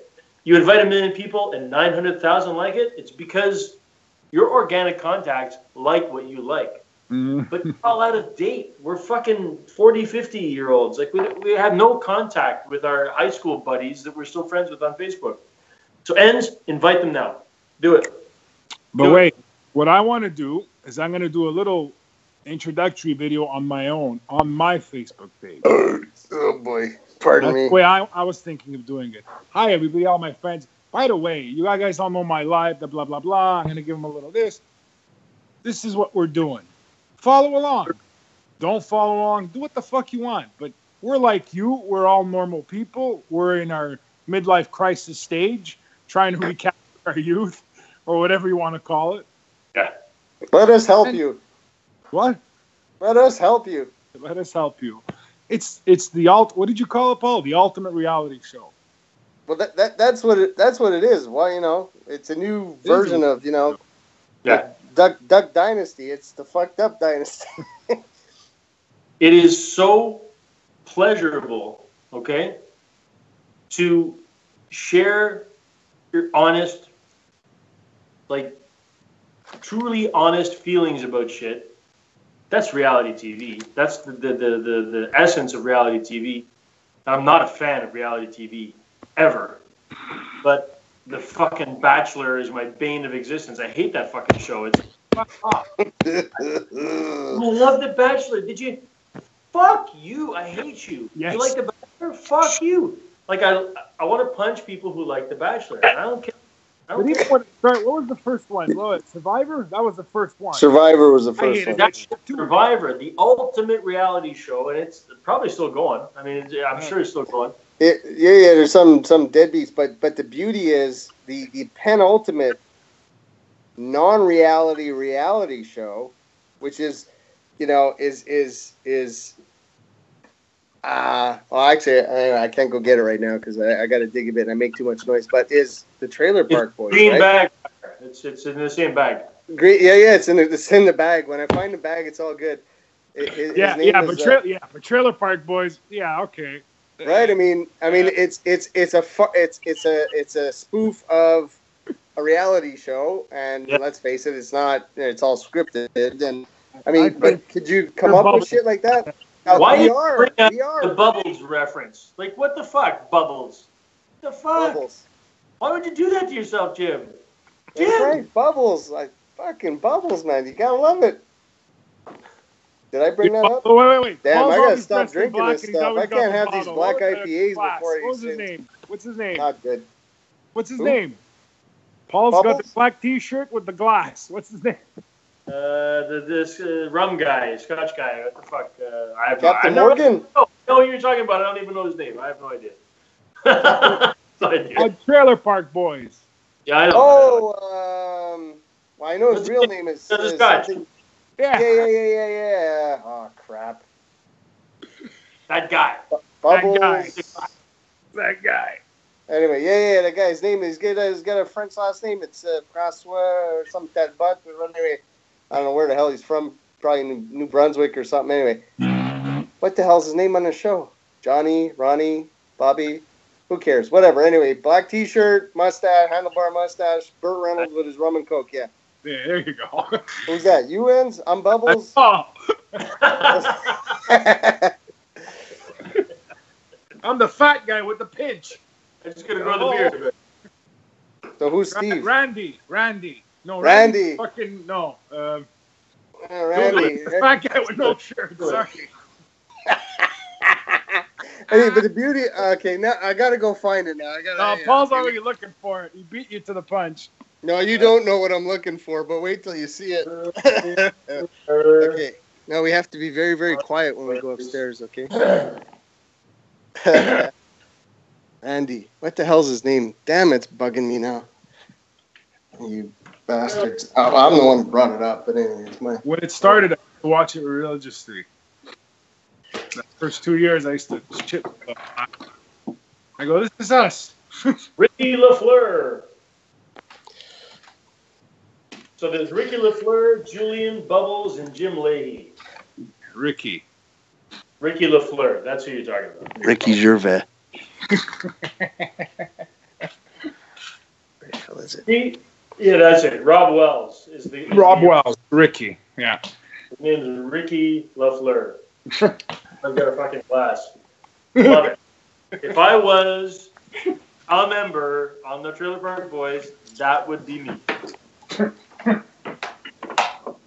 That's my second persona, my ego, or alter ego. Ricky Gervais. We all went for a drink when we started talking about that. I'm going. I'm doing a drink. I'm getting a drink.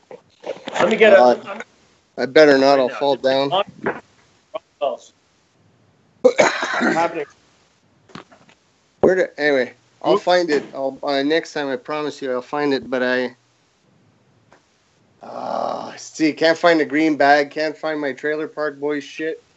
Son of a bitch. But nonetheless, I mean, I do have, You still have it. Wow. Paul, you ever seen this?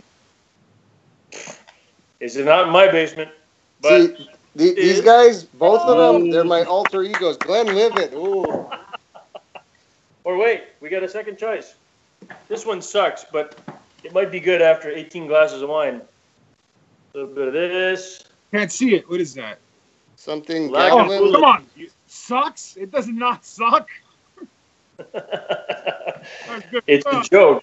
Because Lagavulin is the bomb. It's very peaty. Right. I put a shitload of peat moss in my fucking garden today, so I might as well have a little bit of peaty scotch. Oh, you said peaty. I heard painty. I thought, it's kind of got lead based and right. It make you go blind. So, drink carefully. But peaty, that makes more sense. Go blind. It's a thing. Damn. Where is it? Anyway, I can't find anything. It's terrible. I wonder I can find my own ding dong and go for a squirt, But anyway. You guys didn't notice, but during this broadcast, I have taken a pee. Oh, really? Are we wearing a colostomy bag? Good for you, Bob. It happened. I tried to be quiet. Yeah. Now the beauty is, no comment. We should tell our future viewers.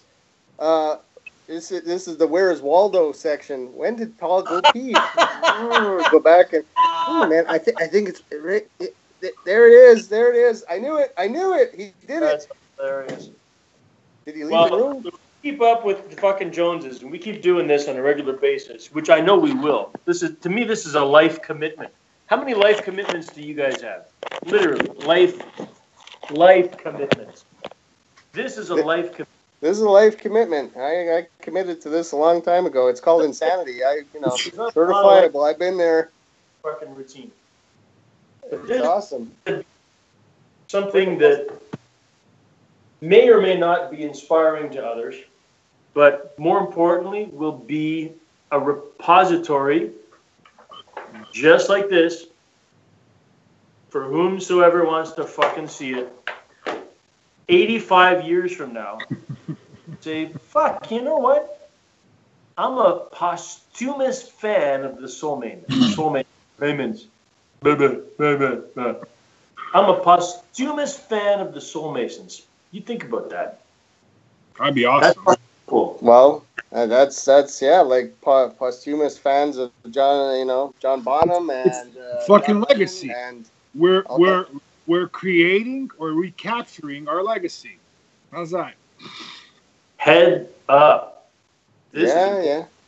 We're relaying the foundation of our legacy and bringing it into the future because it's been lying dormant and unannounced for so many years. Anyway, forget it. Okay. The walls are talking back to you. Yeah, something like that. Anyway, what are you gonna do? Fucking nut job. Yeah. You know what the sad part is? I don't think I got any more cold beer. I'm gonna have to go pinch one of Genevieve's Creamores. Do it. I've been drinking shitty booze on this fucking show for years. Yeah. And you know what? I'm still perplexed. Where the fuck is Steve? Seriously, he fell off the planet? Fell asleep. The guy's about as reliable as a fucking Tic Tac. Couch in our future studio right now. As long as he's not using the couch in the future studio.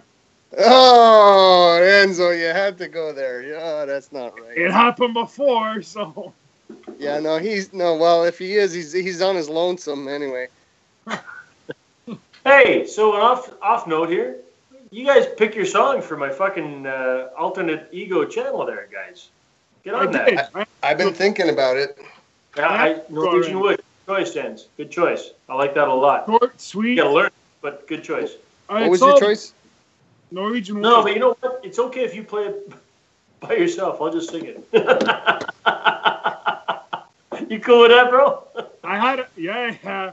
Hey, it's just a drone. All you do is pound on D what the fuck is this thing called again? What's this thing called? Norwegian Wood? Capo? Yeah, thank you. Or Capo. But I had another idea, something I've been fooling with through the years, and I'm like, it's too much work. I was doing an acoustic blues version of Highway Star. Nice. I like that. By the way, what about the copyright strike? Nothing so far. I got nothing. Nice. Oh, so that was a real test, Enz? You weren't just fucking with me? So let's check the email. Let me see. So, Enz, tell me, what was your suggestion? And the next... what the hell is that? We might get some sponsorship. What is that? German for suck my dick? What is that? Paul didn't see it. Hold it up again. Yeah. Paul didn't see the bottle. Hold it up again. Once I find my ding dong, yes. Oh, few more springs. Your book. So, what was your tune, Enz? Your book. No, because remember Paul was talking about he's gonna get copyright striked for doing the cover tunes. I got that. I didn't realize it was a plan. Posted a fucking backwards Jimi Hendrix blues version of what was it? What was the song? Johnny Cash. It was Johnny Cash. Folsom Blues. Folsom Prison. Yeah. Get it? But I had recorded because I posted them a week late. Normally I record on Saturday in the day, and I post on the following Friday night. It's a week, literally, in advance. So I had already recorded 2, and you posted that. I'm like, yeah, Enz gets it. Of course you get it. I know you get it. It's a no-brainer, but it's like there's nobody else in the world that knows the stupid process of copyright except for you, monsieur. So it's like, fuck, copyright. And I'm waiting because the version that I did of the Bruce, that's close. Very, very close. And so it's not even like out of tune or half step down. I thought, this is the litmus test. Yeah. So I'm looking now at my emails because as soon, like I told you, I posted that in-law, Yeah. And I don't see. God damn it. You guys see that? Jesus, I got to trim now, and it looks like a fucking cum shot in my beard. Anyway. Yeah. You got like 1, 2, 3. It looks like it's right there. Dyed it there. So Enz, I missed it. I was going to get my fresh pint. So what is your suggestion to do your cover with? I answered Norwegian Wood because it's easy, it's short. Nice. Well, I'll tell you what. I had 3 things that popped in my head. They may not pop back out again, but they were in my head. And you can. That's his dog. Hang on. Satan's calling me. Satan? Yes, Beelzebub? Hang on. Anyway. Okay. Simple Man. Now, acoustically? Interesting. Yeah. Interesting. Right. Or, I'm a simple kind of man. That's right. I love that. And there's different versions out there, and I love. Ain't No Sunshine, Bill Withers. Again. Slow golf clap for you. Good. And this one's a little. out there, okay? No. Okay, here's one I want. Yellow Taxi, Joni Mitchell. I want to fucking make out with you. Shut the fucking door. That's How does awesome. that one go? I don't remember I want to do that now. I can't. You know I can't sing it. Don't make me do it on. Paul, how does it go? I don't remember it.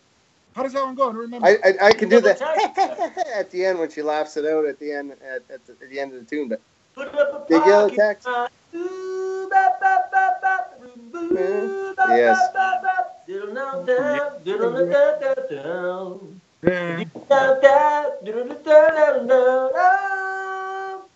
Nice. It's gone. Dinner time. Put up a parking lot. Nice. You don't need me. You do that, bro? You do that? That's interesting. I'm a fucking fan. I got one more. I got one popping through my head here. Anything by Jim Croce. I've been trying to learn Time in a Bottle. Wow. Yeah, it's a little rough. Choose. The thing is, with you fuckers, it's a repeat occurrence. So it's like, every once in a while. No, but like honestly, it's not self-serving as much as you might think, because I'm a very selfish fucker. But I want you guys to make regular appearances so that it becomes like, oh, we saw this random guy, and Jim, random guy, and then Enzo. Why are they always back on? End of each episode, check out soulmasons.com, whatever, which exists. Right. Thank you. But still, you know what I mean? Like, it's there. It's there. So that is important. It's cross-promotion. Yeah. The other one more that I had, but I don't know why. I thought of anyway, there's no guitar in this song. We would have to find, so it would work to get away from copyright strike. But Buddy Holly, Every Day. Every day. Nice. I can play the triangle. I like that. That song, vocally, it's amazing. Vocally, but it would be fun to do it like you two jokers playing guitar and I'm singing. Like, let's do that. It doesn't have to be. But we have to figure it out because there's no guitar to it. It's all triangle. So, it's a ding ding. But it would be fun. It would be fun, man. We have to figure out our own track to it. Yeah, because it's so cool vocally. I don't want to go cover. Okay, I'm just saying this is my other interest. It's completely other interest, but that's fun. That is fun. Anything that gets us hits. That's my next question. Yeah, okay. The Beatles, Buddy Holly, Jim Croce. Yeah, we could do. I was playing Bad Leroy Brown the other day with Michael. So they're all cool songs, but they're all fucking as old as we are. It's not old. Yeah, but ends. There are people. I know. The age of our kid. Okay, but no. But ends. Put it this way. I don't know exactly why, but Aiden keeps singing a Simon and Garfunkel song. He's doing. I want to say down in the playground with Julio, but it's not that one. It's Darkness Coming. You know the song. Who the fuck is he here? I know Michael's my CDs. That's where he hears. No, but he heard it at school. He goes to French school, for Christ's sake, and he heard it. He's like, and he's sitting at the breakfast table eating his Cheerios, and I hear him. I can't even think of the lyrics now and the tune, but you know the song. Silence, darkness. Metallica. Enter Sandman. No, that's not the one he's doing. That would be apropos for his school or whatever. But we could do it. This is Simon and Garfunkel. Silence, darkness. Hello, darkness, my good friend. That's it. And he's doing this. He's eating his Cheerios, and his brother's screaming and whipping his sippy cup and whatever, you know. And I'm like, Eden, where the hell did you hear that? And he goes, I love that song. He's 10 years old. He doesn't know this shit. And I'm not playing Simon and Garfunkel here at home very much, right? No. And he's mostly into the disco. He's into the Minecraft versions of current pop songs. It's like, fucking, you know, like, oh my God, I'm going to kill myself. Yeah. Mind you, the other guy is busy doing triplets and bonzo rolls on his drums. And today I went to my mom's this afternoon because my brother was here when we went over to my parents, and I was playing the Soulmasons in the car, and it was Night to Your Bishop, and he's in the back like this, like, I'm not doing anything. And then he's even rolling the head, but he didn't have a nap. So eventually it was, just kind of, he slumped over and, but anyway. You really want to laugh? I'm making breakfast or having a coffee, and I hear from the living room, what about sexual favors? What?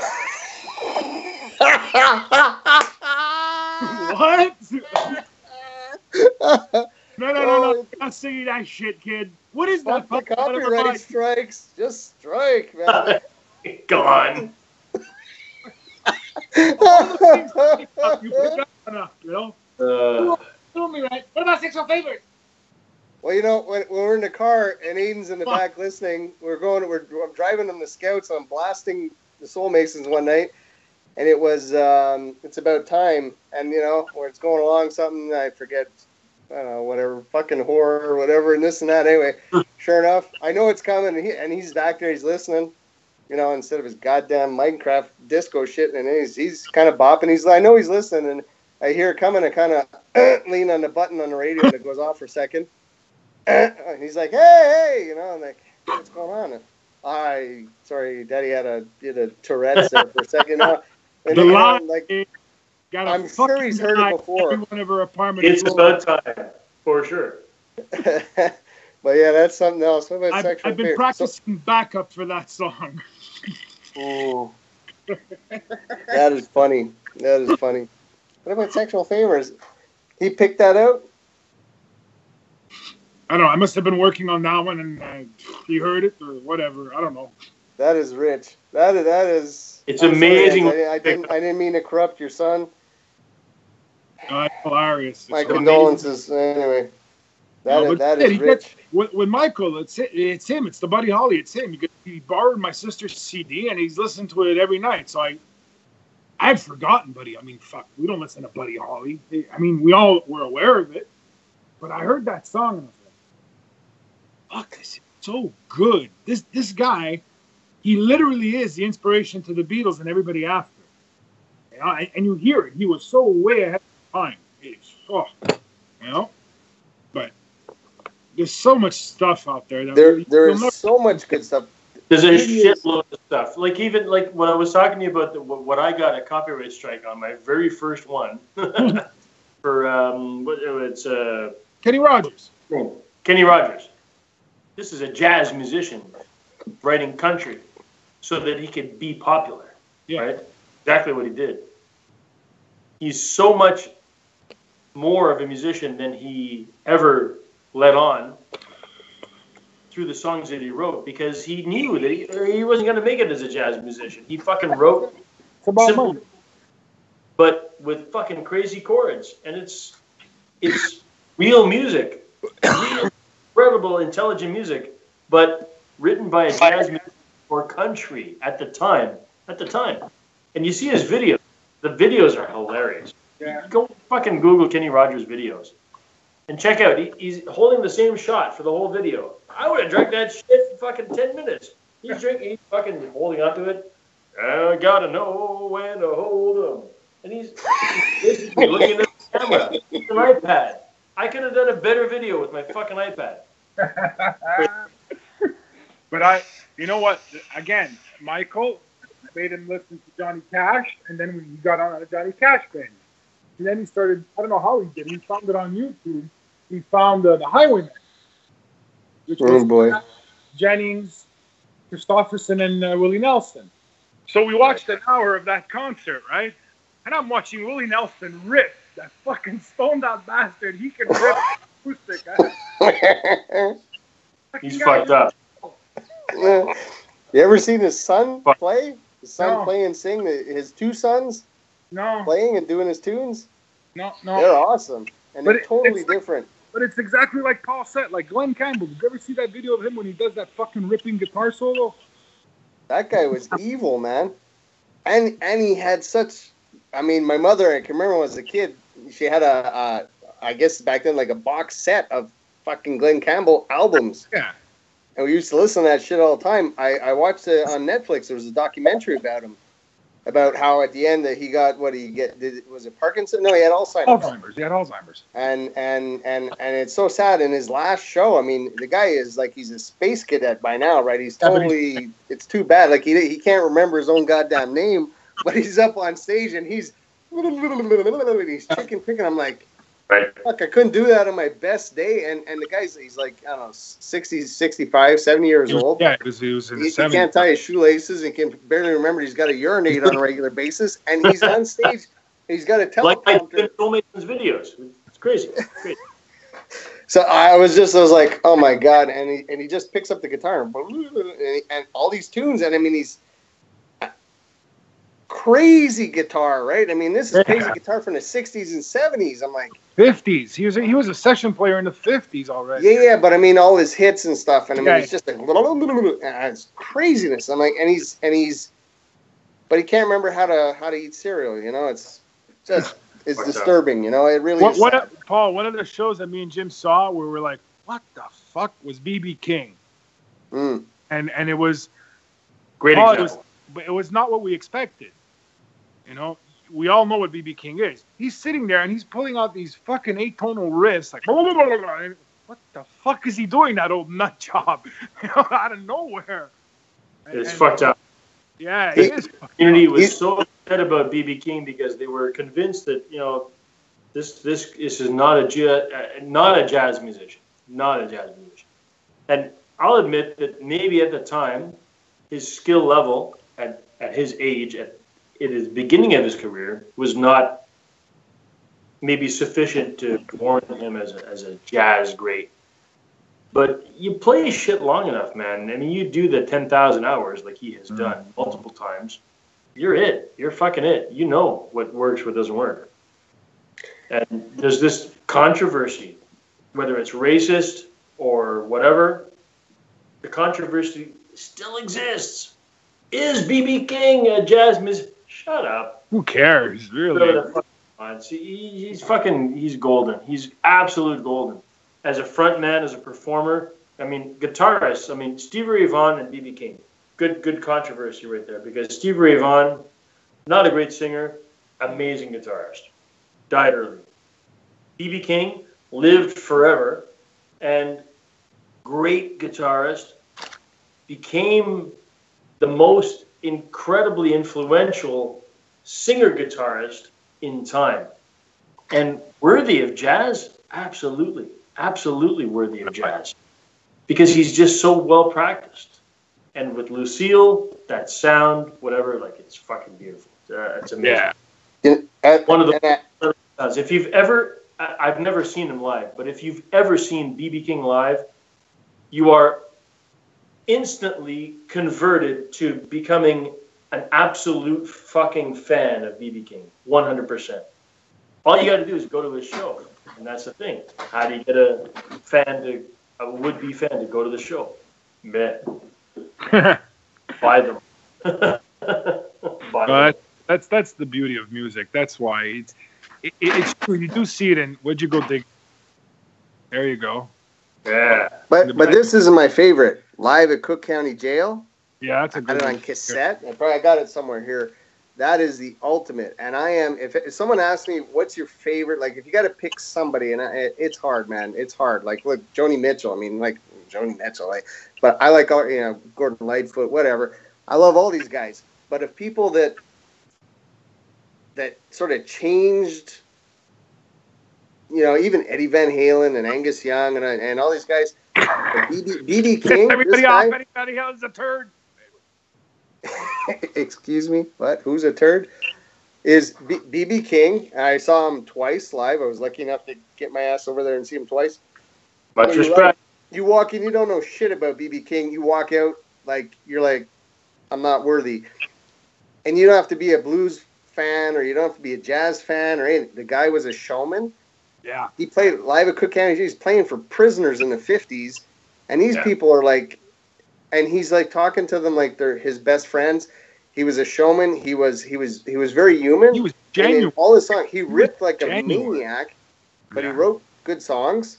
He sang. He just sang from his heart, and whenever I listen to him, and you know, listen when I'm sad, mad, stressed, frustrated, live from Cook County Jail, doesn't matter what tune on there, just my heart sings. Like it just like, oh, you know, the clouds kind of plow away, and my heart like, oh, it's like this nice feeling, you know. There's a lot of music does that, but this almost brings a tear to my any time I hear the man. And all I got to hear is, you know, like I could take my guitar and it's just that certain way you do it. Ta-da! And that's all you need to hear. But it's his voice. Hold on. Now to your bishop, and a man is a mission. Yeah! Let's do it. The blues version. Now, do it. Now to your bishop. Yeah, version. It could work. You know, the chopper sound is an unfortunate fucking reality of that song because it's so fucking crucial. It's fucking crucial. We gotta find a fucking replica that is not a movie audio cutscene of that. Kieran, No, the sound effects we could get away with. It's the spoken word that's a problem. Yeah, because the sound effects, Kieran has a book that's actually Aiden's from when he was 2 years old, and there's a bunch of buttons at the bottom. And the last one, the orange one, is a chopper. Push the button, it goes. But if you remember, the last few times we actually played that live, with my old Ibanez, I had approximated it with the dive bomb, which I can't do anymore. But anyway, but the chopper is the whole thing. Fucking perfect. Crazy. And you'll play that's old. One of the songs I hadn't listened to in a long time. Last week before my foot really went north, I was playing with it. I was having a fucking good time with that one. Your foot went north. It's supposed to go south. And this has that tremolo. You can kick. Yeah, I don't know if I can play your Ibanez anymore. I'm a Strat man. Oh, fuck you and the horse you rode in on. But that's cool what you said about BB. That album brings a smile to you. That it, you know, there are many of them. Find has a song that does that. You know, that's like for me, it's the way I always say it is if it makes your foot tap, it's a good song. There's all kinds. The Beatles, Supertramp. I can't. I mean, it could go on and on. Look, James Taylor tunes, Jim Croce, all that shit. Everything. James Taylor, good stuff, man. You know, like all kinds of stuff. And but BB King, I don't know. Overall, the guy touches my heart. How can we do Chris de Burgh? Oh, Jesus, ends. What do you want to do, Lady in Red? What the fuck's wrong with you? Fucking Chris de Burgh has some good stuff. No, he has good tunes. For him, there is some great stuff by Chris de Burgh. Yeah. Patricia the Stripper, A Spaceman Came Traveling, Spanish Train, Don't Pay the Fare. The guy is a troubadour. Don't Pay the Fare, my absolute favorite Spanish Train, for sure, 100%. He is a troubadour. He is amazing. I would agree. There's so many, you know, under you know another one that again, because I remember as a kid listening to all this shit, you know, with my mom playing this stuff, and there's so many things that, I mean, besides the K-Tel, you know, Diddy, whatever tunes to have, is, before I forget, one, now this is maybe not for us, but a lot of Neil Diamond, and I used to love that crap. I still love all those songs, but, oh, crap, I'm going to lose it now. Oh, Van Morrison. That stuff just washes over you. It's just like this zen, like Van Morrison. Like, it's his voice. It's his voice. No, it's just that. It's his voice. It's the music. It's like, you know, like Joe Cocker's. You know, yeah, but Joe Cocker, I don't know. Van Morrison was a prick, but he was a prick so that he could get the best out of his musicians. Kind of like I feel good. James Brown, yep. That same kind of fucking fuck you, make it work. you made one mistake. Oh, I'm gonna fuck you up. You made a mistake because you wanted the perfection all the time. But that's okay. That's all right. That's a good thing. It's a good thing to strive for. But it's not the world we live in now with tracking and all that shit. You can get perfection 6 months from now, whatever, later on.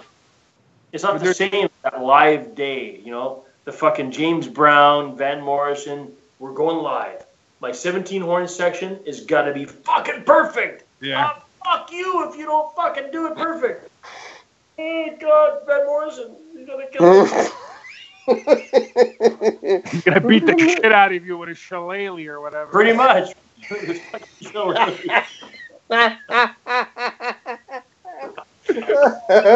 Colin is on everybody. I'll track you, you freaking shillelagh, you freaking little freaking. Don't make me bust a shamrock on your ass. Oh, that's rich. No, because I don't know. There's some, like you said, they put a smile on your face right away, and then there's whatever. But yeah. And there are people today who do it too.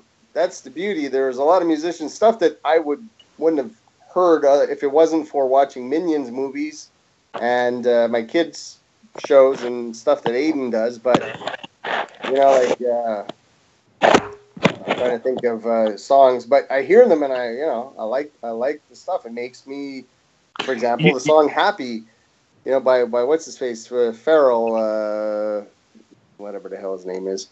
Look, he's going for a whiz again. I knew it. No, this is a whiskey trip. Oh, baby. We're doing the Glenlivet, a cheap crap. We're doing for a cheap crap. No. Okay, stay away from your phone tonight. Yeah. He's going to invite the Pope to come be on TiVo's Vision or something. The Pope is always welcome, but he won't come to my house because there's too much chaos here. Oh, baby. Yeah, that's right. Don't be impressed. No, you know what I've been listening to a lot lately on the radio? New stuff? I don't get the radio here, Hans. I got Patatville, Queens of the Stone. That guy's awesome, man. He's a freak of nature, but that fucking song they have I listen to it, I'm like, you bastard, you ripped me off, because I have that thing in my head somewhere. It's like, oh, that's such a cool little melody and bump, bump. I love it. Feet Don't Fail Me Now. I have no idea, but I'm sure it's lovely. He is the ultimate acid stoner music, like. I love that. Like, that to me is Steppenwolf. I love the band Steppenwolf. It's Steppenwolf.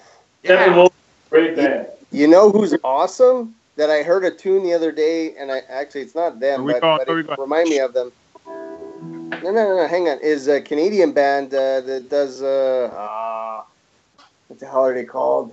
They kind of sound, well, they're not ELO, but the boys in that bright white sports car. Fuck you. That's Trooper. Yeah. Fuck you. Okay, I'm not bowing down. They're not awesome, but they got good tunes. And Canadian. They do. The boys in the big white. I'm not saying that tune ends. Hands, listen to me. Listen. They got other tunes. That's the one I was able to remember. Yeah, I know. It's been overplayed. It's like for me when I hear Tom Cochran, I want to drive off the road. Okay, yeah, I agree. That I want to. Tom Cochran. Go, Paul. What do you got going? I don't know. E minor, F sharp, G.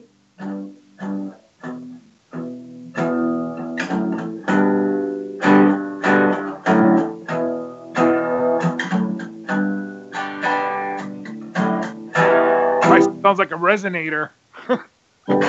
I want a resonator.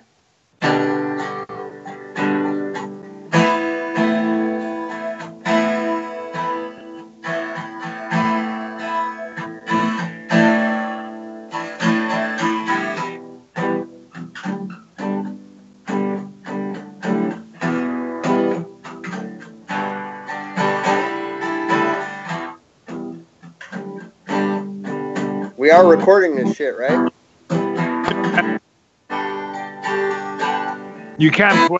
No, I mean, we're just capturing what he's doing. Yeah.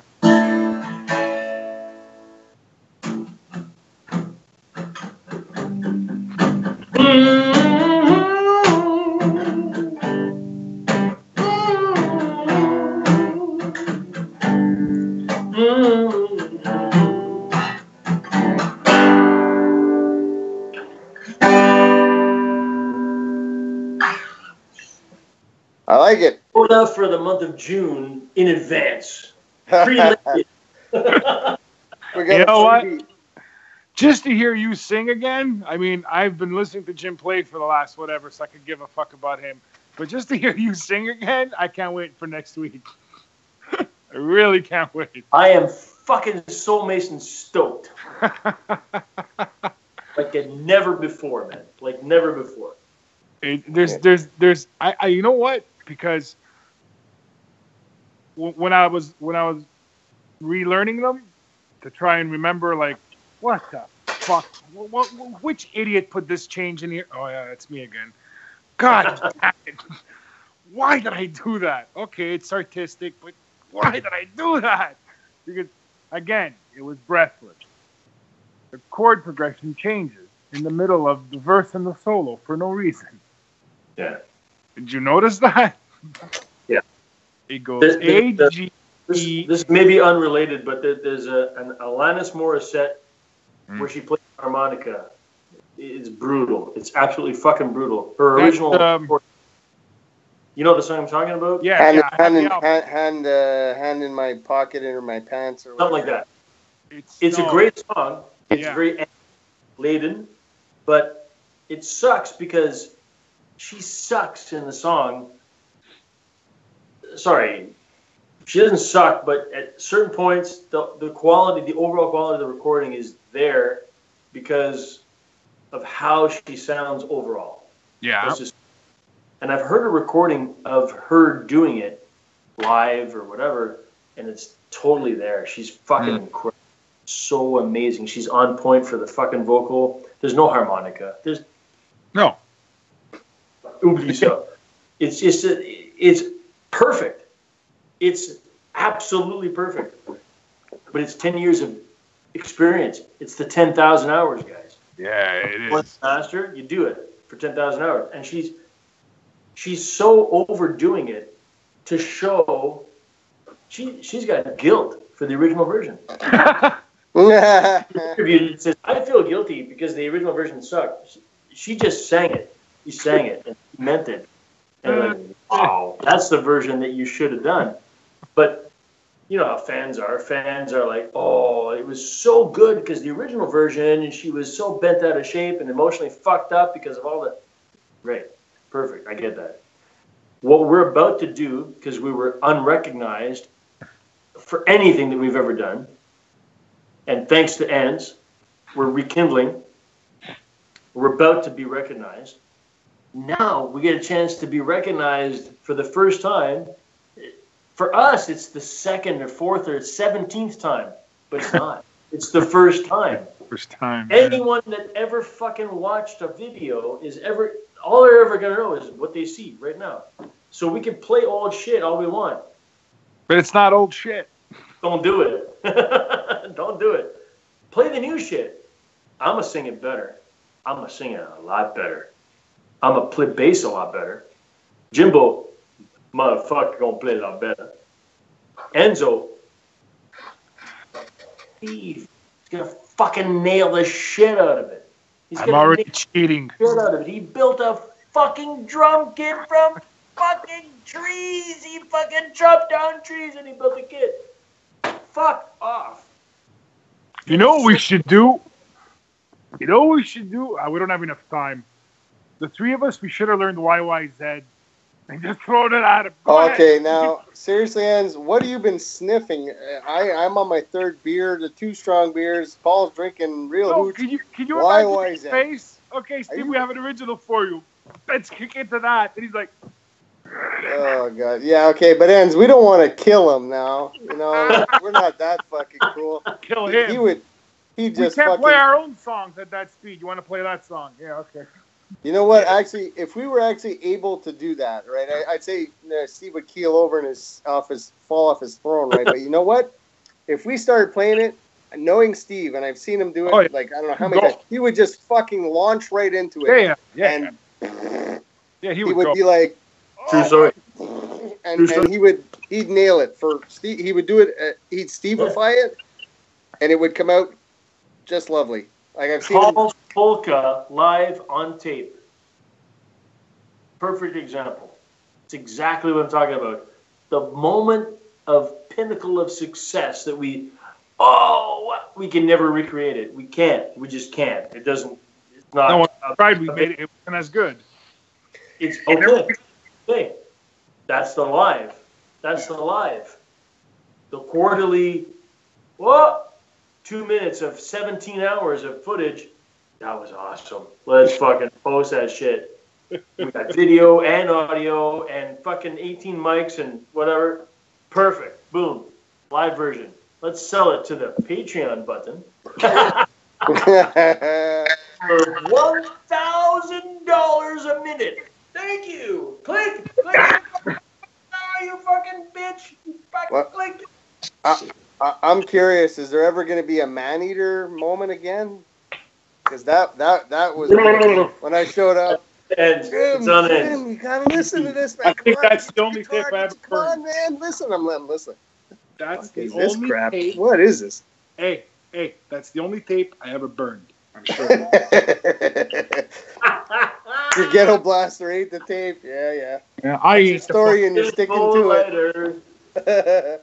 I'm pretty sure there's. I'll never forget. My God, man, get in here! It's swear the to God. best. What the hell is wrong with these guys? Oh my! What are they? They're eating the edibles again. There, Jesus, lay off. What is that? Yeah, that was. I still wanted to be part of that though. Oh yeah, it would have been in the zone, man. That would have been awesome. Right. Let me just thank you Almighty, for getting me out of a social situation on a Saturday night. My boys, I gotta thank you. You're good eggs. Always a pleasure. Much obliged. What? We're good eggs? Yeah, Hang on, good eggs. Hold that thought. Hold that thought. I found a picture the other day. I found this. I don't know if you're going to be able to see this, Paul. You remember this? Oh, fuck. I got a shitload of all this crap. Wow, bro, that's a classic fucking pic right there, man. Go post that on the Soulmason page. Post it. Dude, I got a whole album full of that crap upstairs. But you remember this? This was after 4 hours of rotting in traffic in your Tercel going up to Saint Sever. Fucking amazing! Look at how many Budweiser bottles are next to me compared to you. I got 17 beers. You got one. The fuck? Well, somebody had to play guitar. That was I sort of remember that night. It was. Yeah. That was awesome. Well, I see. There's another one. There's one in the back there too. Oh. I got two of them. Hey, here. It's time for T-Bo to go to the truck. Right there. Hello. What's home? Poly truck. Truck. Yeah. Hit the road. No, are we gonna close shop? I'm the asshole. No, you're not the asshole. No, that's my official. Oh Jesus! See that? Enzo. Yes. Egg. You sure are, buddy. Go to the truck. Truck them in. Love you, but... Good night. To the truck. To the Batmobile. Yo! Can you get arrested for sitting and while drunk or yes in your truck? Hey? No, I don't get arrested at home. At home, I have free reign when it's appropriate. That's the beauty of man in his castle. Yeah, right. Jim, do you have Just call me the orange pepper. Jim, do you have a scanner? Yes. Okay, so scan it. And I dump scan it with my phone. I got a scanner right here. You have a scanner on your phone. You can scan your phone. I can scan on my phone. You take a picture of it, but it turns it into a PDF automatically. Oh yeah. Called Genius Scan. There's an app for it. It's Genius Scan. What? Genius Scan for geniuses like me. Oh, Genius Scan. Right. Yeah, Genius. Yeah, it scans like, I do this, and I go like. I don't have access to my scanner because Connor's there. So. Oh, this phone. I got to get me some kind of stand thing here. This blows. Anyway, but yeah, I got all kinds of pictures. I just got to, I can scan them. I just haven't yet. Actually, I have the ones that I posted on ours. I got to scan them and dump them there. Not all of them there or whatever. Good job posting, by the way, and you're the only one posting on Instagram right now. Yeah, I apologize. My little work thing, is turning out to be more of a pain in the ass than it should be, but it's taking a little more of my time than I'm having a little bit of a, anyway, call it a clusterfuck if you will, but anyway. Sure. So anyway,